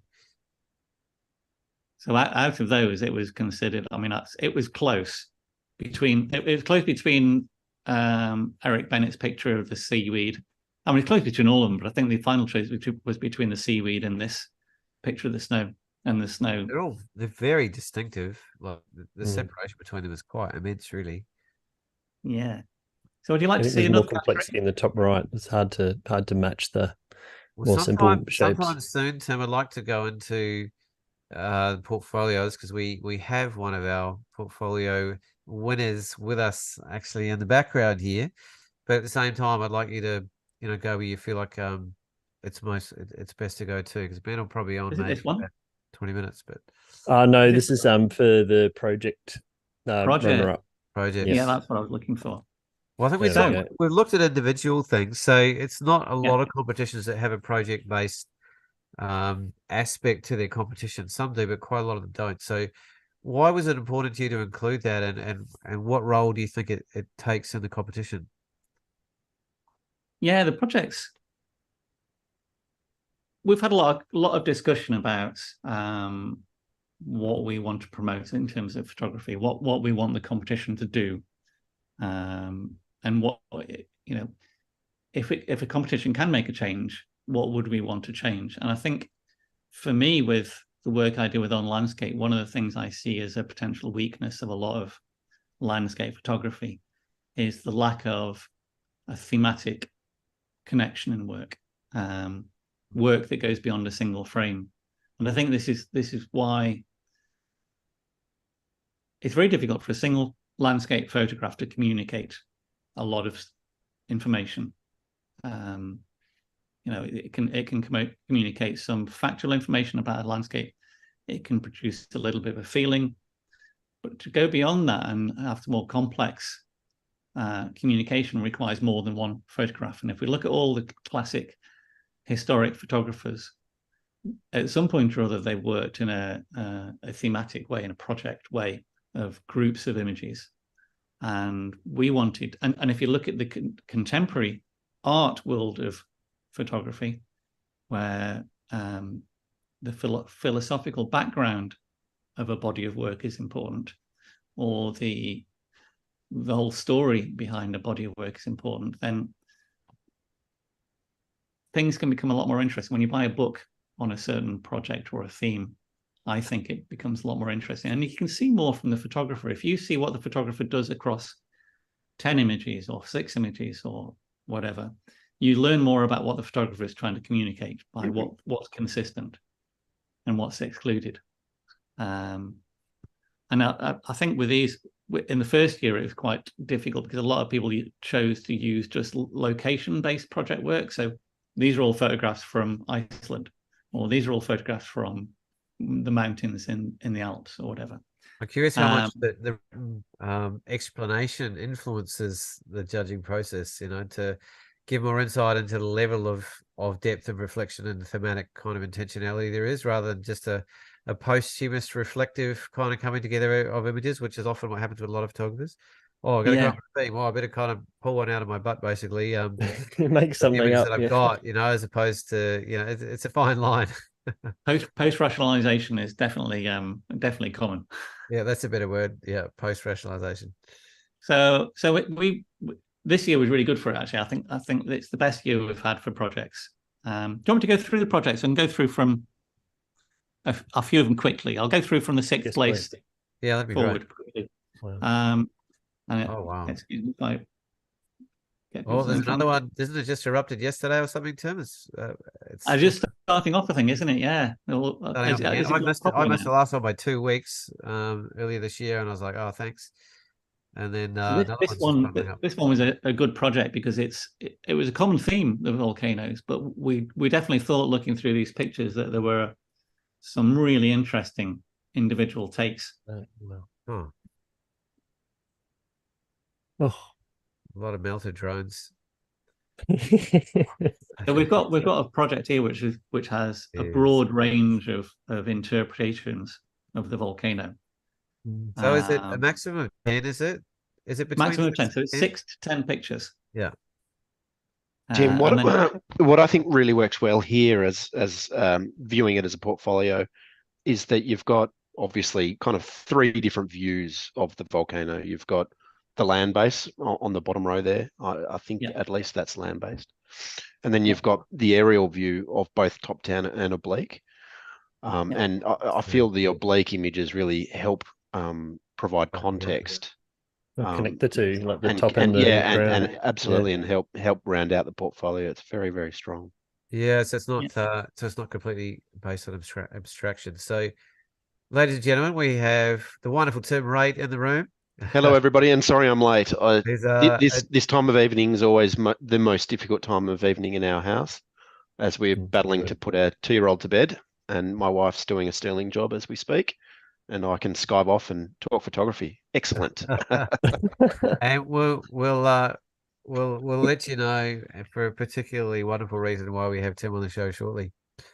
Yeah, I'm skipping through these projects. This was the 5th place project, which was a really interesting one. It's from Himadri Boyan, I think that's how you pronounce it, from India, I think. And it's about the rope bridges. Oh wow. Now, in this particular area, they basically do like bonsai work on live full-size trees to knit together bridges out of the branches and roots of the tree. So they are living bridges. Wow. Yes. I never seen anything like it, Tim. Wow. And this That's was incredible. a good conversation about artificial light we had as well, and man-made Yeah, I was just versus gonna say, natural. that's not Because natural. generally we don't want man-made objects in our competition. We don't say you can't have them, but it's more about the natural world. But Well, this I is noticed, like, you have an environmental section which is addressing, destructive processes happening in the environment. And I've done huge projects for 20 years based on that, and I'm sort of like, I can't really into those because they're man-made elements in my photographs. So it's just like, But this is like a real combination between man-made and natural. It's an amazing bridge between two, no pun intended. What is the ethos or the rules in terms of man-made content, Tim? It shouldn't be the main subjects of the photograph. No problem. I mean, if we couldn't have anything man-made or man-influenced, the whole of the UK would be out, because it's all been influenced by human hand at some point or other, even the mountains. And sadly, most of Australia too. Yeah. So you can't get away from it. If a piece of man-made thing is a big part of a picture, we have that interesting transition where is it in use? Is it active? Because a stone wall is a good example. A stone wall can look so natural in the environment, as it's hand-built stone wall with moss all over it. So you get these or a ruins of a church or ruins of an old castle in the background of a picture. Things go back towards nature, and there's that fuzzy line where we just say to the judges, is this really an active man-made structure, and is that part of the picture that's making it? So one on that line I struggle with is the inclusion of a trail, because in some ways you should be advocating to have trails in the shot because you should be not going off track, to impact the environment. But that's obviously a man-made feature, so that's probably in that same sort of sphere. I'd say that's still okay, as long as, if it's not the main subject of the picture, it's not a problem. If the subject of the picture was the trail, then it's is it a conversation about an aspect of the landscape, or is it just there because it looks interesting? So do you screen it before you show it to the judges, rather than leave it up to them to decide whether there's too much man? We have a sort of line where if it's really obvious, we exclude it. Gotcha. If it could be argued that it fits. So for instance, like this, I think in the absolute scheme of things, we should have excluded this project because it's got people in it, for instance, which we say that when you put a picture of a human in a project or in a photograph, it becomes the subject. Doesn't matter how big they are. So generally we would say no people in photographs. However, in a project, as part of this project, it sort of makes sense because it adds context.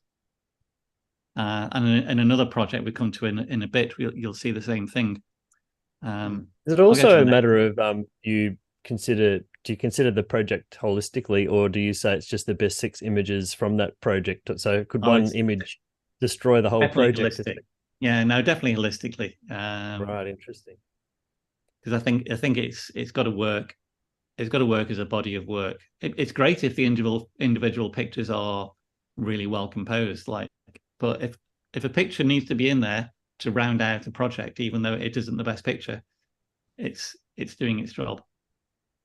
And that's the way we assess this one. This is a good example of a nice project. This is Adam Gibbs's project on the Vancouver disappearing old growth forests. Yeah, this one's one of my favorites, I think, Tim. the combination of a number of different, I guess, aspects of images. You've got, nice intimate type images. You've got broader, grand scenics. You've got some waterfalls, and they just blend so seamlessly together, and they really are a cohesive set of images. Yeah, it tells a really good story about an area. But Tim, there's another aspect about time that's different. So projects have a broader element of time involved in terms of the length that they are, but you can't win a photographer of the year unless your images are shot within a certain time frame. Is that? Do you want to? Yeah, we were originally going to have the time frame for individual photographs come down to about 3 to 5 years or something like that, but I think we've relaxed that a little bit anyway because people don't enter really old pictures as a rule. I normally don't, but I actually did this year because I saw the rules allowed like you going back 10 years or something, but there was an exclusive clause saying, but now if you do that, you have no chance to win photographer of the year because of that. I think with the photographer of the year, we said you've got to have the majority of them within a certain time period. I can't remember the exact rules, but it was 2 or 3 years. Yeah, I remember sort of giving up having a crack at everyone for that. I guess it makes sense. It'd be a bit disingenuous if you won photographer of the year with a portfolio of images that was 10 years old. And you're not a photographer anymore. But I think exactly. projects don't have a time limit. Is that correct? No, projects may be something that you've been doing for your whole life. For Yeah, instance, that's what I thought. Why exclude? So that's the opposite defense, Tim. It's letting people, lean into really approaching subjects for over a very long period of time to get deeper and more intimate with them. Absolutely. Now he's an interesting one. This one is by Peat bogs, isn't it? Nicholas Raspiengas. This is I think it's in the Laponia area. It's in the peat bogs of Lapland, essentially. And these are extraordinary things. If you look at the scale of it, those are full-size trees. Possible to go full screen on it? Oh yeah, there we go. Whoa! Oh my god! Jeez. So they form their own little weirs, like we see on the Chinese landscape where you get these tiers of rice paddies. I was like rice paddies, right? Yeah, I was going to the same thing. It's almost like structured ridges. I can see Paul looking up some flight details from Svalbard. I was like, oh yeah. And I like these as well because the use of the drone is quite interesting. They're not all just straight top down. They're quite an unusual proportion as well. Like they're not 2:1, they're not 4:3, they're not they're not 3:2. That's 16:9. Almost 2:1, but not quite. But not quite, yeah. There's striking similarities between when Paul and I were out in the middle of the Australian outback in flood, all those kind of fractal patterns. It's amazing just the path that water decides to take over a landscape and how similar it can be from landscape to landscape. And should we hold it the second place one? Yay! Oh my God, who's that? Isn't that incredible? Based on the other projects, to Mr. Tim Wrate for second place in the projects category. Yeah, nice one, Tim. This was one of my favorites, definitely. I'd love to hear. We'll let Mr. Parkin speak about it, but then it'll be interesting to hear Tim's sort of take on his approach to this whole project. Yeah, I mean the discussion on the subject was really engaging, and it tells of a global idea, but also a local idea as well, which I find really interesting. And I think the whole idea about all environmentalism being local, and if you can make it local, it's interesting. But if you can make it local with a global idea, it's really engaging. And then when you look at the individual pictures, I mean, the color palettes, I mean, especially these greens, it's fascinating. I love it. I love that sense of a bluey green pictures and the contrast in colors. But what really gets you is when you start seeing these little matchsticks and realizing they're full-size trees or the bushes that are being left in the landscape. They're like the fallen soldiers from the trenches. So yeah, the project, I really wish I could say that it's a project that I had been working on over a number of years, that I had preconceived and planned down to the most minute of detail, but that's simply not true. I am very fortunate enough that I've got my sister who lives up in Darwin in the Northern Territory. And every year I go up there with the specific aim of doing a photographic or aerial photographic trip, and just kind of documenting new and exciting areas that I've kind of come across on Google Maps and the like. This particular day, I managed to squeeze in 2 flights, the first of which was a dawn flight around Kakadu out of Jabiru Airport, and the second of which was over this particular area off the western side of Kakadu. It's just off the Mary River, so kind of just northeast of Darwin towards the Van Diemen Gulf. And I had identified this patch of land that seemed, on Google Earth at least, was darker and seemed to be a little bit more desolate. And I was curious as to what it was. And then that day I got above it and saw these vibrant, brilliant oranges, and these really dark and ominous kind of greens and really dark blues. And I really, really got excited. And Paul, thanks for putting me in touch with JP, the pilot. He was my co-pilot that day, and we were both just dumbstruck. In fact, I think when I posted about this initially, I said it left an indelible mark on my soul. I'd never seen a landscape like it. It was just absolute desolation. The actual area is about 12,000 hectares, so it's quite a considerable region, and it's been completely laid to waste by a process or environmental process called saltwater inundation. What that is what these areas were a chain of freshwater ponds, or billabongs as we call them here in Australia, that once upon a time had melaleuca forests, and they would have been obviously thriving ecosystems with crocodiles and turtles and such.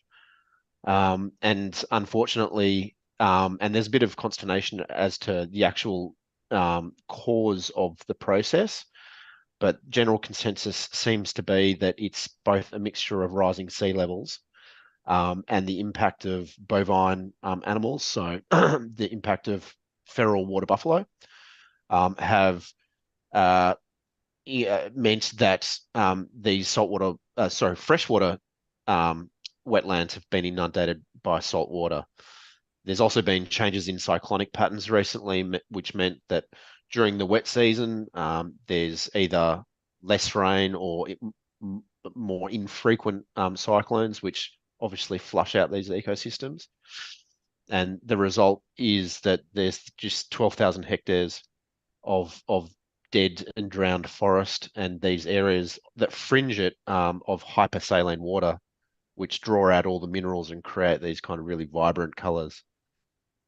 So yeah, I was really personally impacted by seeing it in person, and I was really thrilled when I received the email last week, as I mentioned to Tim on a call that we had last week at 2 o'clock. I was still picking the sleep out of my eyes, and I think I was incoherent because I was really tired. But I was really, really thrilled that these guys have recognized the project, because I was really hopeful after I had captured it that I was able to get some traction, and unfortunately that hadn't happened until now. So I'm really delighted that people are now seeing these images, and at least if it generates conversation around environmental damage, what does the future look like? Here in Australia, this is something that if you type into Google saltwater inundation in the Northern Territory, there is no news articles about it. Yet this is 12,000 hectares of dead and dying wetlands. I want to feature it on landscape. So thanks, Tim. Yeah. No, I'll more than happy to pull an article together for you on that, because he's a very good writer. I've had the privilege of working with him that way before. So yeah, I did a bit of research. When I got home, I geeked out and read as many scientific journals and so on and so forth as I could. And there's been some studies done by the CSIRO, who's the Australian National Scientific Body. And sadly, some of their projections suggest that if emissions continue at rates that they are currently, then up to 50% of Kakadoo's freshwater wetlands could be affected in the same way. And obviously, a majority of people They here. hold a lot of life, those kakadu. Yeah, well, I guess Kakadu is not only Australia's largest national park, it's probably the most rich, ecologically biodiverse, ecologically rich, and also very importantly, culturally rich with the indigenous. So yeah, we've got to do something up there, that's for sure. It's great to see all of that time and effort and investment and all of that paying for itself, I suppose, as well, Tim. So well done there. Yeah, thanks, Luke. I guess photographically I tried to not only blend the top down, but some of them, albeit they don't have a horizon in them, they are oblique, and it just gives you a little bit more depth and a little bit more context to the landscape. Yeah, well said, Tim. And I just think tonally they're quite magnificent. Like there's really clear separation in colors and hues and tones, but it's and to give enough of a richness, but they still hold a sense of mystery and they're not overdone. And they have they allow you're allowed a bit of room to breathe into those tones, and you're not sort of slapped around the face with them, but you're still very clear how rich in life and death you're being presented sort of at the same time. I found it a particularly challenging project to put together, notwithstanding the fact that it was an aerial trip. We probably spent close to an hour of just doing circuits above this particular area. And I came home with probably well over 1,000 images to kind of whittle it down to these images that I held together and helped to weave a narrative through them, and weren't too similar. It was really quite challenging. There was a lot of comment on the balance between the set of images as well. The fact that there's an obvious connection between them, but they're all showing slightly different things. So the cohesiveness as a collection of images was noted, definitely. And also, Tim, you've gone for, out of 1,000, you've gone for 6 when you could have gone for 10. So that's. I actually went for 7, and I found that quite a jarring number. But there was, I felt there was balance between having 3 of the darker, more desolate green type images. Yeah. And then I needed 3 of the more vibrant orange images, and I felt that the connecting image was the last, which was the 7th. Yeah, exactly. Gotcha.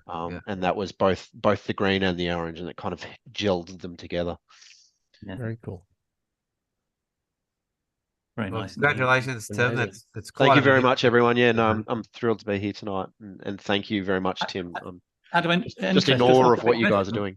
Yes. What was it that the water buffalo do to impact the salination? So I guess the Australian environment, we don't have any hard-hooved native animals. Yeah. So in any environment, and I've spent a lot of time in Kosciuszko with Luke, which is our snowy mountains, and you can see the damage that the brumbies, our wild horses, do in that environment. In this environment, I believe back in the early 1900s, water buffalo were introduced into this environment as part of an agricultural enterprise, and their hard hooves in the very soft water. They kind of dig out channels, and it's really clear from the aerial perspective. You can see hoof tracks and animal paths, particularly in this part of the country. It's really quite badly damaged by them. So that's providing washed out drainage, which then can allow salt water back in. Salt water to come in. That's right. And this part of the country is very, very, very flat. In fact, I think it's only a matter of centimeters above sea level. So any damage caused, it makes it very susceptible to. They could effectively, I guess, gouge channels to allow the salt water to enter the environment there. Yeah, that's right. Yeah, and I guess also fishing's the biggest pastime in the Northern Territory, and all the boats with their hard hulls also cause a lot of damage. So it may also be fishermen. Do you want to go on to the next? Let's have a look at the winning the winning Well, we got one more before the winning one. This is an example of a project that wasn't allowed to win the competition or be in it. Right. So no one would know about this then. But we decided that it was so interesting that we wanted to give it an honorary place. Oh my goodness. This is reflections in the water in a harbour next to the city of London. So is it because the reflections are man-made, is it? Man-made, exactly. Yeah, right. But it's such a good project that it's like we've got to show this off still. So yeah. every one of these, they're not multiple exposure photographs, they are individual frames. And they're not really processed that much either. Wow. Yeah, they're incredible. So what is the exact criteria for the man-made? Like it's pretty. I know it's like it's whether the majority of the subject is man-made, and in this case, really they don't exist as images unless there were skyscrapers there. So that was our criteria. I see that image full frame again? Yeah. So this particular one. Oh my goodness. There we go. Aren't they fantastic? Holy smokes. Beautiful.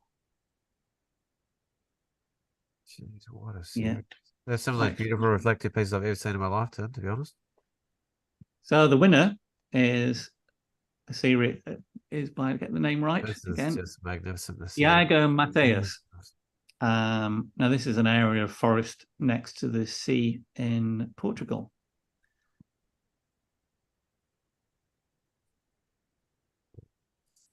And the judges thought individually they were extraordinary black and white photographs. Masterful. But as a body of work, they really communicated this sense of an old growth maritime environment forest. And a beautiful sense of luminosity with these occasional sea frets that come in.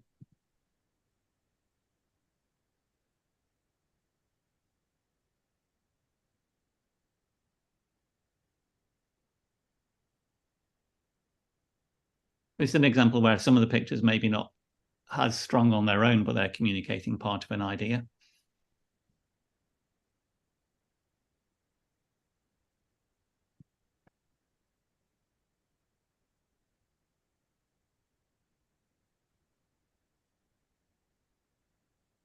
And another example where the human figure would not normally be allowed, but it's worked in this context, I think.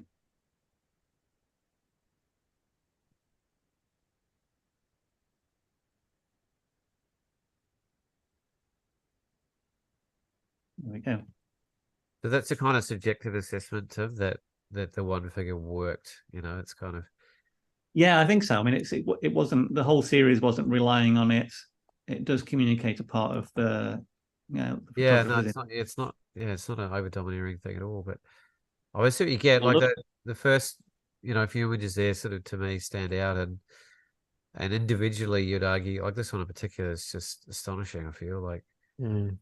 It's that light. I don't even know how to describe that light. I find it hard to even put into words, and I don't normally struggle with words, but the characteristics of that, seems rare to find a photographer that can do black and white so well. It's like got that proper essence of a beautiful silver print. Well, maybe in our genres, Tim, I think maybe in some of the older genres they had a greater mastery of black and white than we do now. I feel, but yeah, one of my favorite from this worthy winner. But yeah, I have to say I'm pretty taken by the reflective series as well. Thank you for sharing that with us. That's not going to probably be very accessible publicly then if you didn't choose to include it then too? Like we're just going to be lucky to see it tonight. What's that? Was that honorary project online? The honorary one. We'll feature it in the book, and it's on the website as well.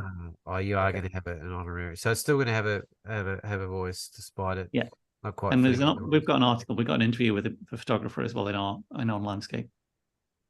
So yeah, that's pretty amazing. Well, kudos also for even just mentioning that. You could have just tucked it away and said, "Well, it didn't make it," but you could still recognise the quality of the work regardless. So I think that says a lot as well. I think this is one of the nice things about doing the book as well. It gives us an opportunity to try and promote images or photographers that maybe weren't quite good enough to win the competition, but really is worth knowing about. So, are you open to get moving on to the Photographer of the Year folios? Yep, I am. We'll go through. I'll go quickly through the 6th, 5th, and 4th place ones because they're nice to see. So let me make sure I'm filtering these properly. So this is based on 6 images, isn't it, Tim? This is based on 6 images. What happens here is we go through all of the images that people submit in the main categories, and we pick the 6 highest ranked images according to what the judges have voted. And then we look through them, and occasionally we'll tweak things. So for instance, if a photographer has done 2 versions of a very similar image and they've both ranked well, we'll get rid of one of them because it's considered like a duplicate. So then we re-rank it. So generally it's the top 6, but it's the top 6 set of images that are unique. Does that make sense? And that can be across any subgenre. Exactly. Yeah, doesn't matter. But as we're judging them at the end, we'll be judging them on the assessing the photographer. So what do they say about the photographer? So essentially we'd be looking at a range of techniques and styles, or if they're working within a single style, it'd have to be really, really good. The way they've used the variety of subjects. So we're not done quite a lot of sort of portfolio-based judging where I found in a lot of competitions I've come to, there's this discrepancy between maintaining the consistency of the caliber of the work and representing the diversity of what they're capable of doing, either through conceptually or through the technical approach I've taken. And it's not always one folio that can have both. So it's sort of, often there'll be a really good folio with a great diversity, but the caliber of the images falls away on one end, and which is often quite consistent. I don't know what you guys decided collectively to emphasize, or how much diversity played a role relative to consistency. Or well, we do look at the we'll look at the pictures beyond the 6 if we're fine tuning them. So if there's 2 people that if there's 2 sets that look in balance, we'll go down and dip into the rest of them. So for instance, in this one, we got a few more. We got a few more here to look at if we wanted to. Gotcha. Which speaks more of the photographer. Yeah, exactly. But we try and contain it all to the main 6. What does that say? So this is Kenny Muir. This is the Highlands of Scotland. Go to 5th place is Franca Gabler. Great work around mostly Yosemite, I think. 4th place. I thought that was William Neal's shot at first because we had him on. Yeah. That's amazing. She's working in the sort of classic Yosemite style, but she's got a really good eye, and she did well in the competition last year. This sort of style image was. Yeah, I remember an image similar to that, at least tonally, last year. This is Xavier Lecaire. Recognize that one from earlier. Yeah. Oh, some wonderful mountain shots, but quite a nice variety of work.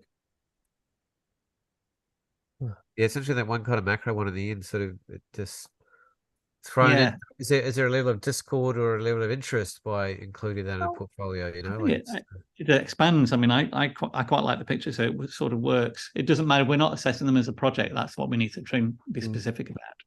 That's partly what I was asking you, because that's. I've been in circumstances where you judge them individually as an image, and then you get all of them together to choose the photographer of the year, but you're not allowed to judge them as a portfolio, but you're being presented them as physically as a portfolio. So it's quite a strange mindset to tackle. Yeah, look at them collectively as a set, but don't judge them as a set. Like it's almost like going against human nature, because that's what you do. You look for the threads that join things together. That's part of how the brain works.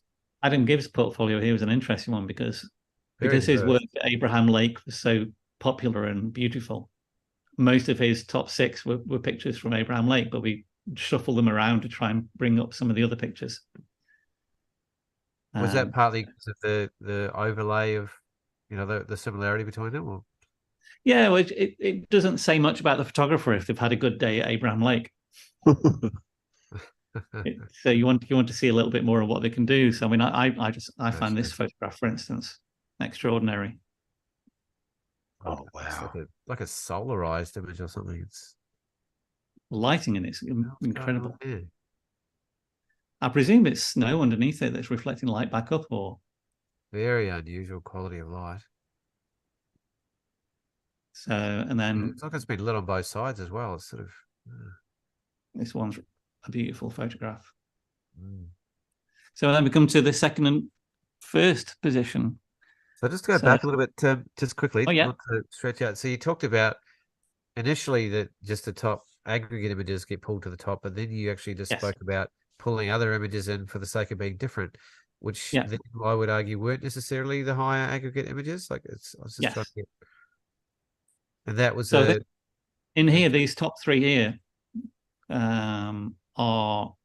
were in the top 6 originally, but we thought that having 3 photographs from the same day, same location, maybe wasn't going to represent things the best. So we looked down at the other pictures. So you so the award's really about the photographer rather than the exact photograph. So then exactly, this is the photographer we want to award. All right, how do we want to represent what he's settle on the 6 that represent his work, regardless of what the aggregate was? Is that? Yeah, that's essentially it. Yeah, the aggregate is a tool to try and help us make that decision. Gotcha. Drum roll, please. Mr. Ben Mays is in the house. Hey, everyone, I thought I'd just drop in here. fresh out of a sunset shoot with a client on the job, and because we put the show together today, and Luke and I both got a very, very big surprise this morning when we saw the results and realized it was one of our fellow Talking Landscape Photography hosts, Mr. Ben Mays himself, for second place in Photographer of the Year at 20-nothing years of age, when I was just using a point-and-shoot film camera. Nothing about photography, thanks very much. Well, I did have more hair than you, Ben, but I'll say that. But go easy on him. Not a competition. It's It's been taken down a notch somehow. So really. Just magnificent, Ben. Like I think did I hear of the guys from like what is it, the Brews and Views were actually said they rated Ben as being one of the most likely photographers to win. Oh yeah, that was a funny thing.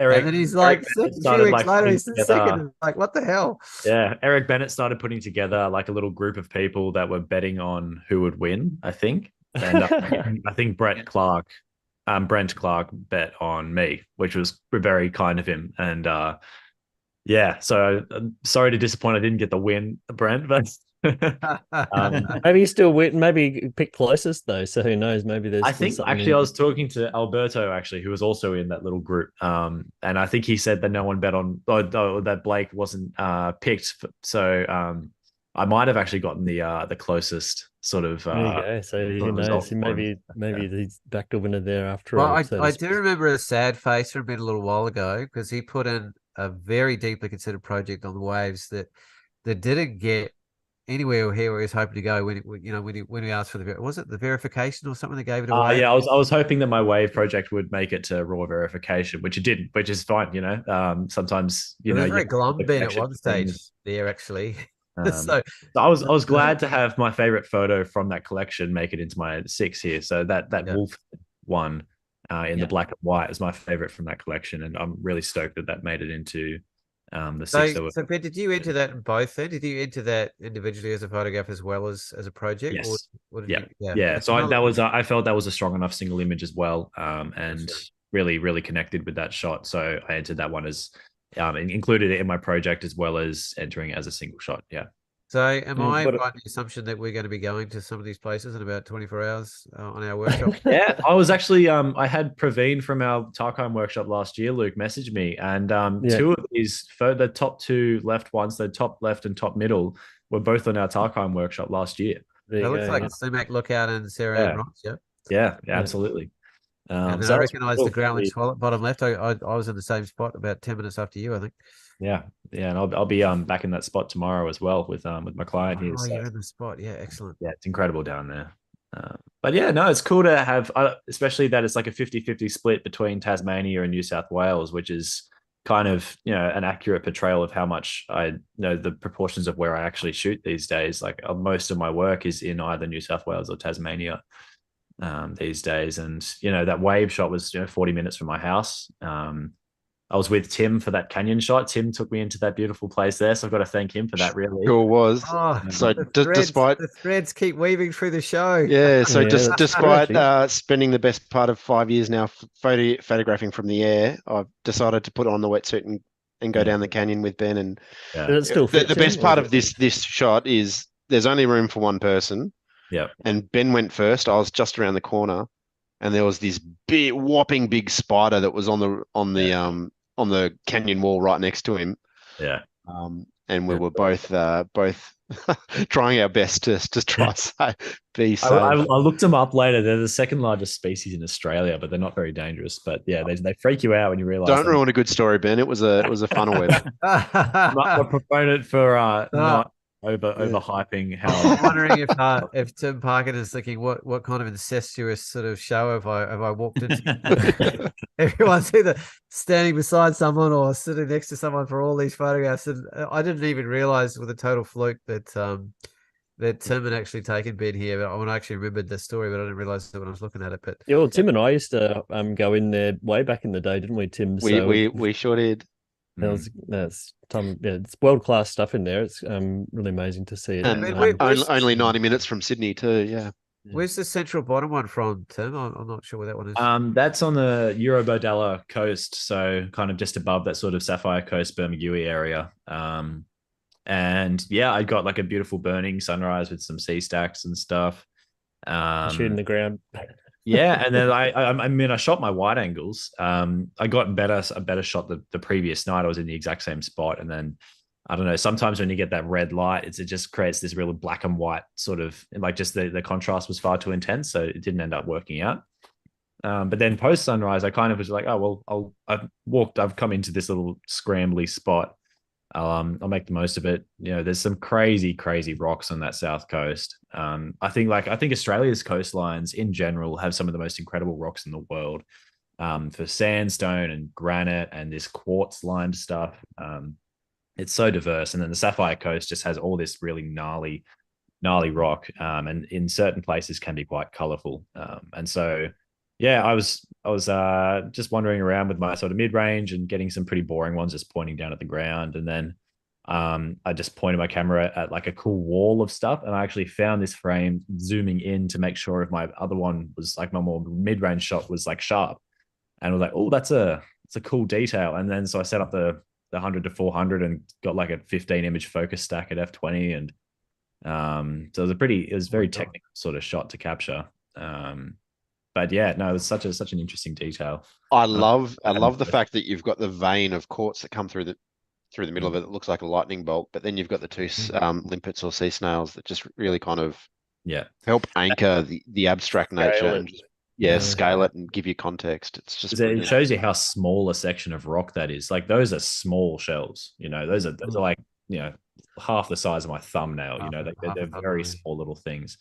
So it was a really tiny shot, but such a cool section of rock. I think the judges were very taken with these first two images. And in fact, those first two and the river image were three of the favorite.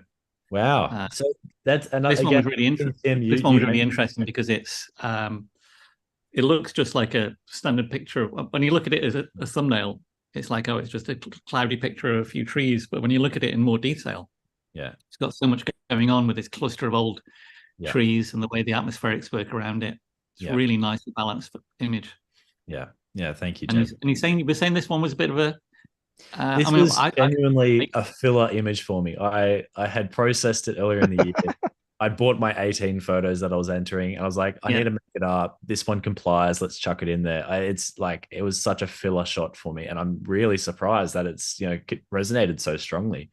There was definitely a couple of other entries that made it raw verification that I was like, surely these are the more likely contenders. This was. I was surprised that one made it to raw verification, let alone my top 6 for runner-up. Like that still blows my mind. And it just makes me, I don't know. It's just interesting how it just really shows you how subjective it all is and how you have no idea what people are going to connect with. And so you might as well just put things out there. You never know what people. I'll put in 18. Yeah, it's another image that didn't do. When you look at the overall score, when the judges come in, it was all like 3s. And 4, maybe 4, I think it was in there possibly. So it didn't score anybody's favorites, but as it came into the collection, it was like it grew on people as one of the pictures that stood out. So I think like the wave picture probably got. Let me just check what wave picture got. The wave picture didn't do mainly. Theo gave it a big score, which I'm just looking at which one's got the highest score now. I think it's I think it might be the tree picture actually. There, they got the highest score. Yeah, right.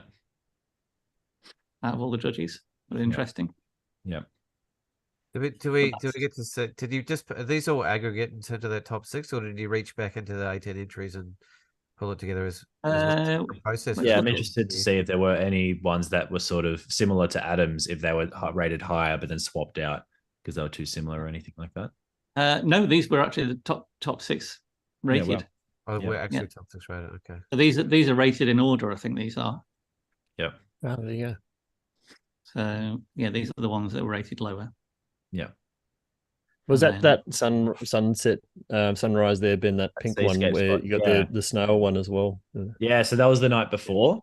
Okay. I just again that was another filler entry doing the golden light and the pink light. The pink light was my more preferable one, but you know I had 2 extra ones to do, so I was like I'll process that. I don't know, maybe they'll prefer the less bombastic version. That did but well. Yeah, so that was from the morning after at that spot. Yeah. And this was also on the Tarkhan workshop, the same morning as the branch rocks that was the same spot, same morning. It would have been 2 days in a row. We got one spot free and 1 day to go. Somebody wants to jump on board. Yeah, that's it. Friday morning. Yeah, lovely photographs. Lovely photographs. And that canyon one's lovely as well. Yeah, again, same one with Tim. So that's where you clamber down into that snaking sort of foreground one. That's just maybe 30 meters further up. Yeah. Excellent. Have a look at the central bottom one. I don't think I've seen that one. That one. Yeah. Focus stack too, Tim? Ben? No, a single shot, I believe. Yeah, it was just like a very burning sort of sunrise down at Cathedral Rocks in Kiama. And walking in, just saw these beautiful sort of tidal sand patterns that sort of it's where that kind of Sydney oblique almost feels like it's rolling around the edge of the world or something. Like it's sort of that particular viewpoint really is really successful for me. That really like to see the winner too. Like let's have a look at Blake. Not quite. It's very man. Here we go. Blake's incredible. I messaged him 30 seconds after the winners got announced. Yeah. And said, dude, this is such a good set. Him and Matt Jackish have a sort of similar sort of style, and they both just produce some of the most incredible work from the northern hemisphere that I've seen, just in terms of like mountainous, snowy, Vancouver, Alaska, like that sort of deep snow, incredible mountain ranges, like the sort of soft atmosphere that both of those guys produce. And Blake's incredible. Like I remember seeing this shot years ago and just blowing my mind. He just handles it so tastefully in his edits. Everything's so carefully considered. He it feels weird me being on the rung below him because it feels like he's just just absolutely just shoots far beyond anything I have in my portfolio. He's amazing. Tim, do you want to tell us about some of the conversations that went on to make him the photographer of the year? Yeah, I mean this one was a universally popular. I think it was his highest rated image, and it's like getting an idea of what the sense of scale of it is incredible. I think it's rime ice on a tree is what was discussed. So literally just accumulated wind blown vapor depositing on a gnarly tree. Yeah, there's a few of the hills. I don't think it's far out from where he lives. A wonderful sort of figure like tree. Sasquatch. Yeah, it looks like something out of a child's tale or something like a Sasquatch. It's Bigfoot. That tail sort of snaking up from the ground behind it, even yeah. I reckon it was Godzilla coming in. That was my first thought. Isn't it interesting, like the way it comes forward, just go back a tiny bit, there's this really subtle separation of color and tone in it that actually really pulls it pulls it out hugely to just individualize it as a feature in the environment. It's almost like an observer within the frame. Yeah. Amazing recession, sense of recession in the picture. Oh, that's a good word.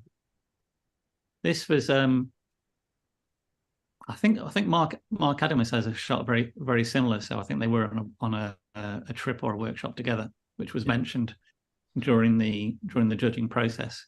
But as part of the collection of images here, it worked still. Nice. And it's so well handled. Very classy image. That's just all class. I just love the just like the details of that river and the lake, and how the lake's just so nicely framed off on the edge. Like everything just has such good spacing. Yeah, beautiful highlight in the river over on more in the middle, like it doesn't even get cut off by that ridge line. Like everything is just has that room to breathe really tastefully. And just the fact that that shot exists for, I don't know, like 40 seconds intended for that particular position, like, for everything to line up. And it shows a lot of vision and planning and foresight to be in that position at that time as well. So yeah, it speaks a lot for the photographer, that shot. And then technically it's handled beautifully, obviously, but a ridiculously amazing ice wall. Yeah, I can't say anything. I've seen anything like it. Because it sort of threw me that the fact that the icicles were hanging vertically, because it feels like the characteristics of the other shapes wouldn't be vertical. Yeah. So it almost feels like a motion blur or something, doesn't it? Yeah, like that feels like the side on feels like it could be, the inside of a piano. Waves. Yeah, it looks like a slow telephoto shot. Quarter of a second kind of little ripples on the ocean. Yeah. Oh. They're quite extraordinary. Yeah, certainly are. The sense that this was, I find extraordinary for the sense of it looks like a black and white photograph in the background and a coloured blue in the foreground. It has that sort of like duotone effect. Yeah, but so starkly separated. There's definitely a lot of duality to this. It's also the perfection of the snow. Like obviously got there, just there's no animals that have been able to get through there or anything like that. To have just that perfect shaping, it's amazing. And this is one of my favorites. I think the sastrugi in the foreground is just perfect. And then is it ice crystals as well? Structure of the tree is great, but those sort of like goose snowflakes being captured in the sunlight, that's magical picture. Yeah, big congratulations, far out. So very well deserved for Blake. Fairly universally liked set of pictures. Fantastic. So basically photography here is largely aggregate based then? Yes, yeah, it's judged on your submission from the main categories. So it's an interesting one because when you submit your pictures, you're submitting them as individual pictures, but knowing they might be assessed as a group as well. So there's an interesting. I'm not sure as a somebody entering how I'd think about that. So where's that line between being assessed as a group, which you're saying yes they do, but not being assessed as a portfolio? Like exactly. Where's that line, Tim? Yeah, right, that grey murky line. It doesn't exist. There is no line. Yeah, it's. Well, I'm just curious. Really, it's saying if you're going to enter your best pictures into a competition, I would say that you've decided that those pictures are the ones that represent me as a photographer, my best work. And if we can't assess how good a photographer is from their self-judged best work, we're doing something wrong. All we do is we pick the top 6 to have a reasonable chance of picking out the better set of photographers to work with. Because this 1,100 people have entered, and we're trying to get that down to maybe 30. And to judge that from, is it 18 pictures you can enter? I think the top end. Yeah. Trying to do that from 18 pictures would be quite difficult. And I think if you can get it down to a good 6 that the judges like, that's probably a good way to represent it. So unlike the projects or other ones we're looking at, you don't reach back into the others to help make a final assessment. You just stick to the 6. No, we do. The projects are ones where we don't. The projects are just assessed with however many they're entered. This is where we will go back. So, for instance, on Adam Gibbs, I got that mixed up. Yeah, sorry. Adam Gibbs Yeah, said we pulled one up. But we tend not to try and do it. Do we do it on anybody else's? I think we looked at the pictures, the extra pictures for this one, because you've mentioned that one is a standalone detail shot. Yeah. We looked beyond and went, oh, actually, it does do multiple detail shots, and they are quite interesting. It almost feels more cohesive. Exactly. Looking at the larger collection, yeah. And likewise with Franca's work. Beautiful. I think this detail shot of the I'm not sure what they are, gourds of some sort. We pulled this up because it was more representative. But in terms of presenting it to the public, you're obligated to just include the top 6 high aggregate. I think so. Yeah. Whereas in the other, I think we do this because the minimum number of pictures you can enter the competition is 6. I know you can enter one. We have an option to enter just one picture this year, but the minimum standard entry is 6 photographs, and we wanted everybody eligible to enter the photographer of the year. I've got to head off, guys. So pleasure to join you. But yeah, and thank you again to Tim and to all the other organizers and judges. Thank you so much for your efforts, and congratulations, Ben. Thoroughly deserved, mate. You should be very proud of yourself. Congrats to you as well, Tim. I'm looking forward to you seeing take out #1 in the projects next year. And you. We'll see. I'll see you tomorrow to get ready for the workshop, Ben. Yeah, mate. See you soon. All right. Cheers, guys. And then we've got an adventure after that. So it's good times. See you, mate. Very good. See you guys. So that's one big happy family, Tim, this show, mate. That's tonight anyway. So Tim, we're sort of getting near our time, but at the same time we want to give enough voice for you to wrap up how you'd like to wrap up. How do you feel about this year's awards relative to others? You know, how would you like people to engage through the year coming up, or what can we expect from you? I think the quality of the pictures is really good. So I'm really excited about doing the book this year, and you know, we got the first book printed in Korea. The last year's book was printed in the UK. We found a good printer here to work with.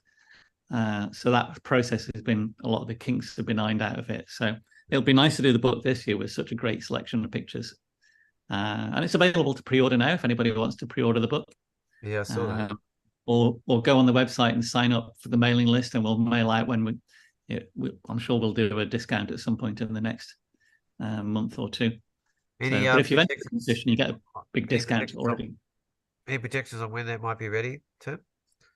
We will probably get it printed in January, so it should be ready for sending out in mid-end February. Gotcha. And you're still at the moment collating the individual scores to send out to people and the certificates? Yeah, I did all the certificates the other day. So if anybody, actually, I'll share that because that's quite interesting. Everybody who enters the competition gets a certificate for their entries. So if I go to photo services, that's the one there. So for instance, I'm going to try and find yours. So let me find where's the categories? Bear with me a moment.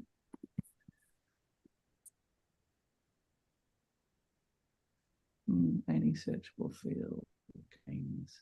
Don't be too hard with the name. I've never met anyone else in the world with my name. Number 14413. So let's sort that by there. 1413 is that one there. Open those in preview.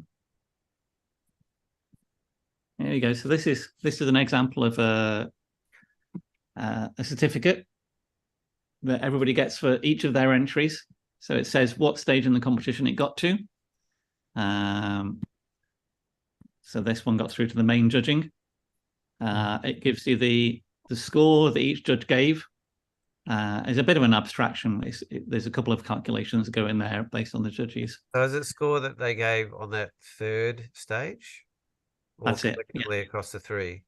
Yeah. So if you're in an earlier category, so this one here it says 4 pre-judges. So that's the organisers scoring it, and then when it goes through to the next round, it goes through to the 5 main judges. Gotcha. So it's not So that means you're in the top 22%. Is that Yep, how you read that's right. Yep. Are they different prejudges or are they the same? The same prejudges. Yeah. Yeah. So and then you get it's called a prejudge. Yeah. No, sorry, get Paul. I think the prejudging was done by the organisers, That's right. 4 of them, Okay, and then the I main wasn't aware of judging that. was done by the main judges. Yeah. So we get a That top contact one sheet with all the images in. We also get a the final live judging. There you go. combined portfolio. Oh, and you have a collective kind of oh, so is that an award, combined portfolio? Or is that just a That would have That's been the running for photographer of the year. overall. Yeah. Yeah, that's just the photographer of the year one. Your top 15% of photographer of the year, like the last 130. You're in the top 133 for photographer of the year then. Yeah. At minimum, yeah. So somewhere between number 70. That's the worst case. Yeah. Out of 1,100 in total. Yeah, that's main judging. I'm just seeing if you've got any. Oh, there we go. Final live judging. very good. So you can see one of the judges gave it full marks. Checks in the mail. But yeah, I think this was something we really wanted to do because not many competitions give you feedback on all the pictures, and I'm probably because it's a lot of work. You know, we put in quite a bit of work. We write some software that generates these automatically, but once it's done, it's done, and I think people appreciate the feedback. And we wanted to also get across to people that it's not just you haven't just got an aggregate score. They can see that some judges like things and some judges don't. So there's an idea of whether it's universally liked or whether it's a favorite. Because it's great to know, even if you don't get through to the final judging, that one of the main judges has loved your picture. Yeah, and also like, you know, there's so many competitions you put an image in, you just don't hear anything back. It's the winners or nothing. But Paul can at least see there that, you know, out of 11,000 odd entries, he was in the last bit before the very final. So it's nice to know that there's still something, and it maybe even helps to understand which of your work is cutting through more as well, and help stylistically potentially in the future. Yeah. And hopefully people share them, promotes the competition. That'd be cool. Required to throw the baby out. So where to from here, Tim? Do you feel after this year there's any obvious changes you want to make or shifts in direction, or is it more of just a consolidation of all the processes that are working well and a pat on the back? Like where to? Hopefully consolidating things a bit. I think the idea of doing that review of people's pictures is interesting, so we might work with that. We'll definitely do some public live judging or advice that on photographs.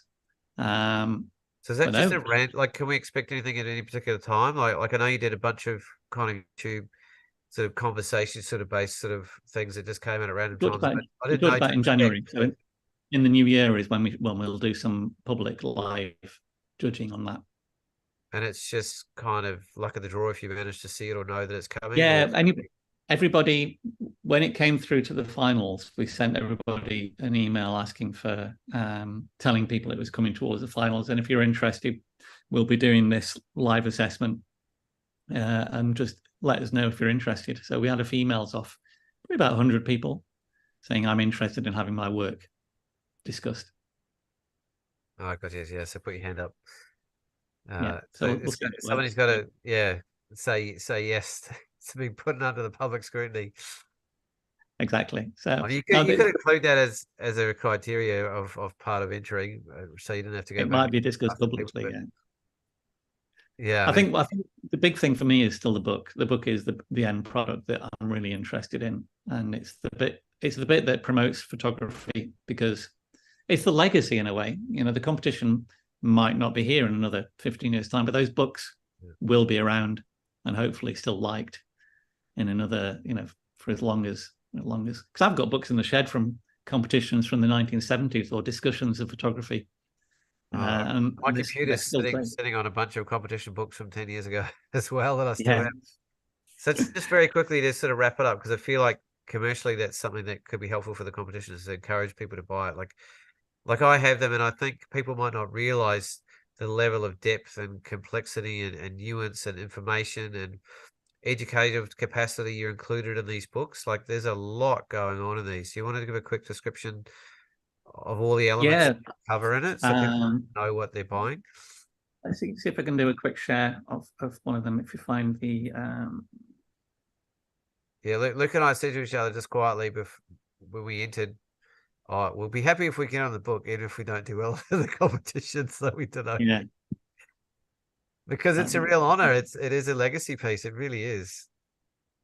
So this is part of the first year book we did. If I can do this in page display, 2-page view.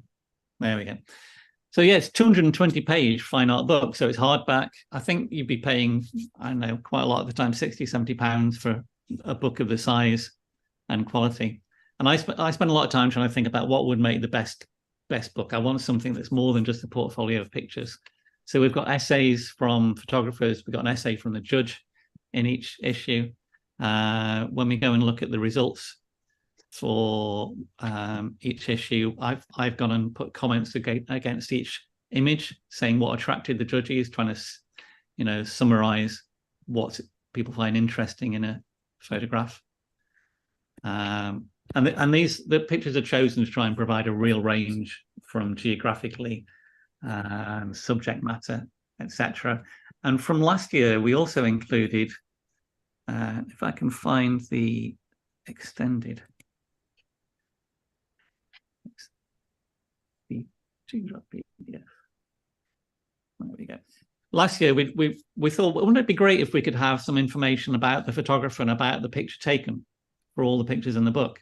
So I sent out a form for each of the included photographers to come back. Which I was terribly slow at. Sorry, Tim. That's all right. We sent out a form to each photographer and said, can you tell us about the photograph and why you took it and why you like it? But also, can you give us a profile and a photo? So alongside a printed book, you get a PDF, which includes information on every picture by every photographer in the book, which you can open up on a PDF on an iPad or something and have it alongside the printed book to learn about how the photograph was taken, what's interesting about it, and then go and find out more about the photographer as well, because it is about promoting the photographers. So there you go. And buying it will help promote the competition, because that's what hopefully... There's not really anything like it in the world, to be honest, that I'm aware of.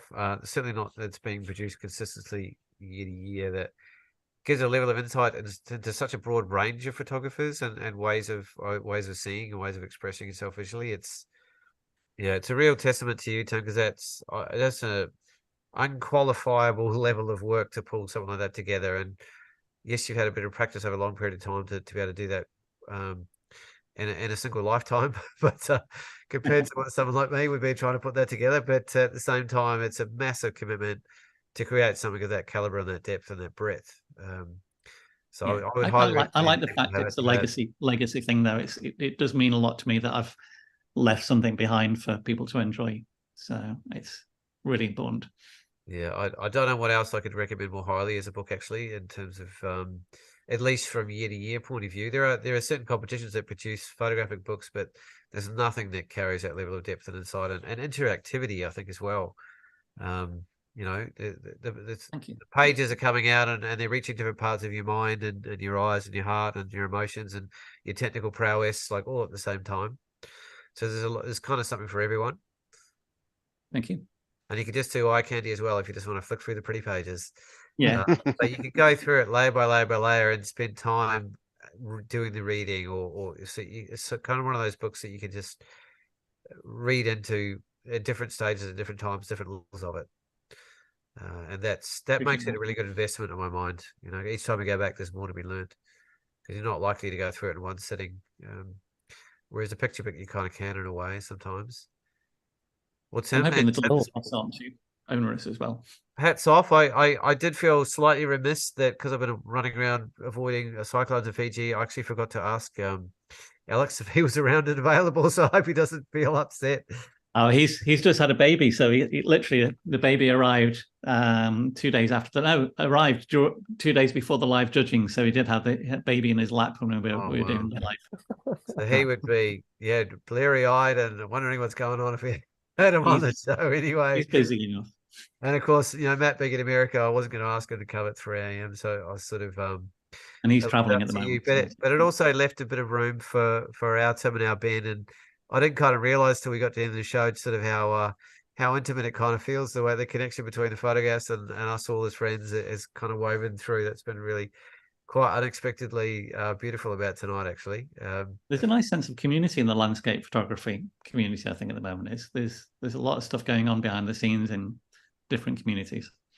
Well, it's competitions like this that can bring people together too. Tim, I feel like in obvious and unexpected ways, like over time especially, it's sort of, things spring up around it, and a culture of the sort springs up around it, and friendships and mentoring spring around it.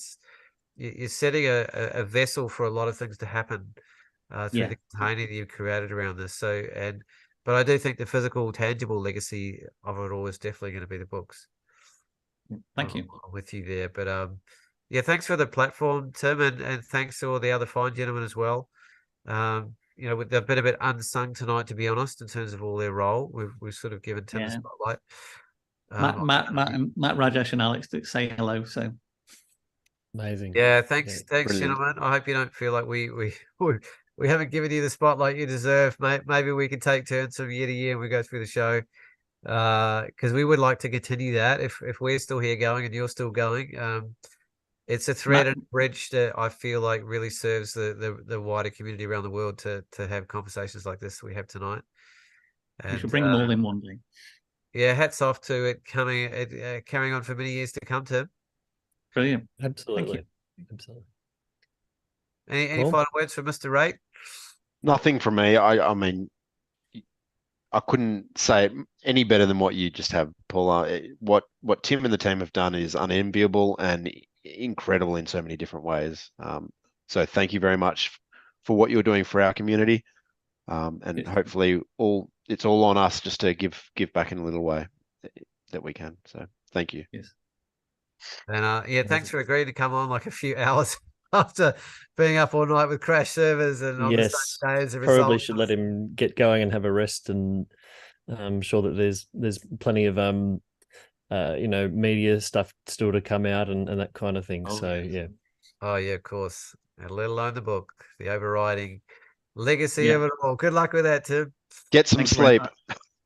Absolutely. All right. Well, we might leave it there, everybody. Thanks so much for tuning in, and feel free to like and subscribe if you so wish. And we'll see you again in a couple of weeks' time for a show with Rob Blakers, which we're really looking forward to showing. It's going to be a pre-recorded episode on that one, but it's an extremely inspiring episode. So we're very excited to share that with you. Until then, thanks again, Tim and team, and Tim and Ben, and we'll see you next time. Catch you later. Keep well, everyone. Good evening.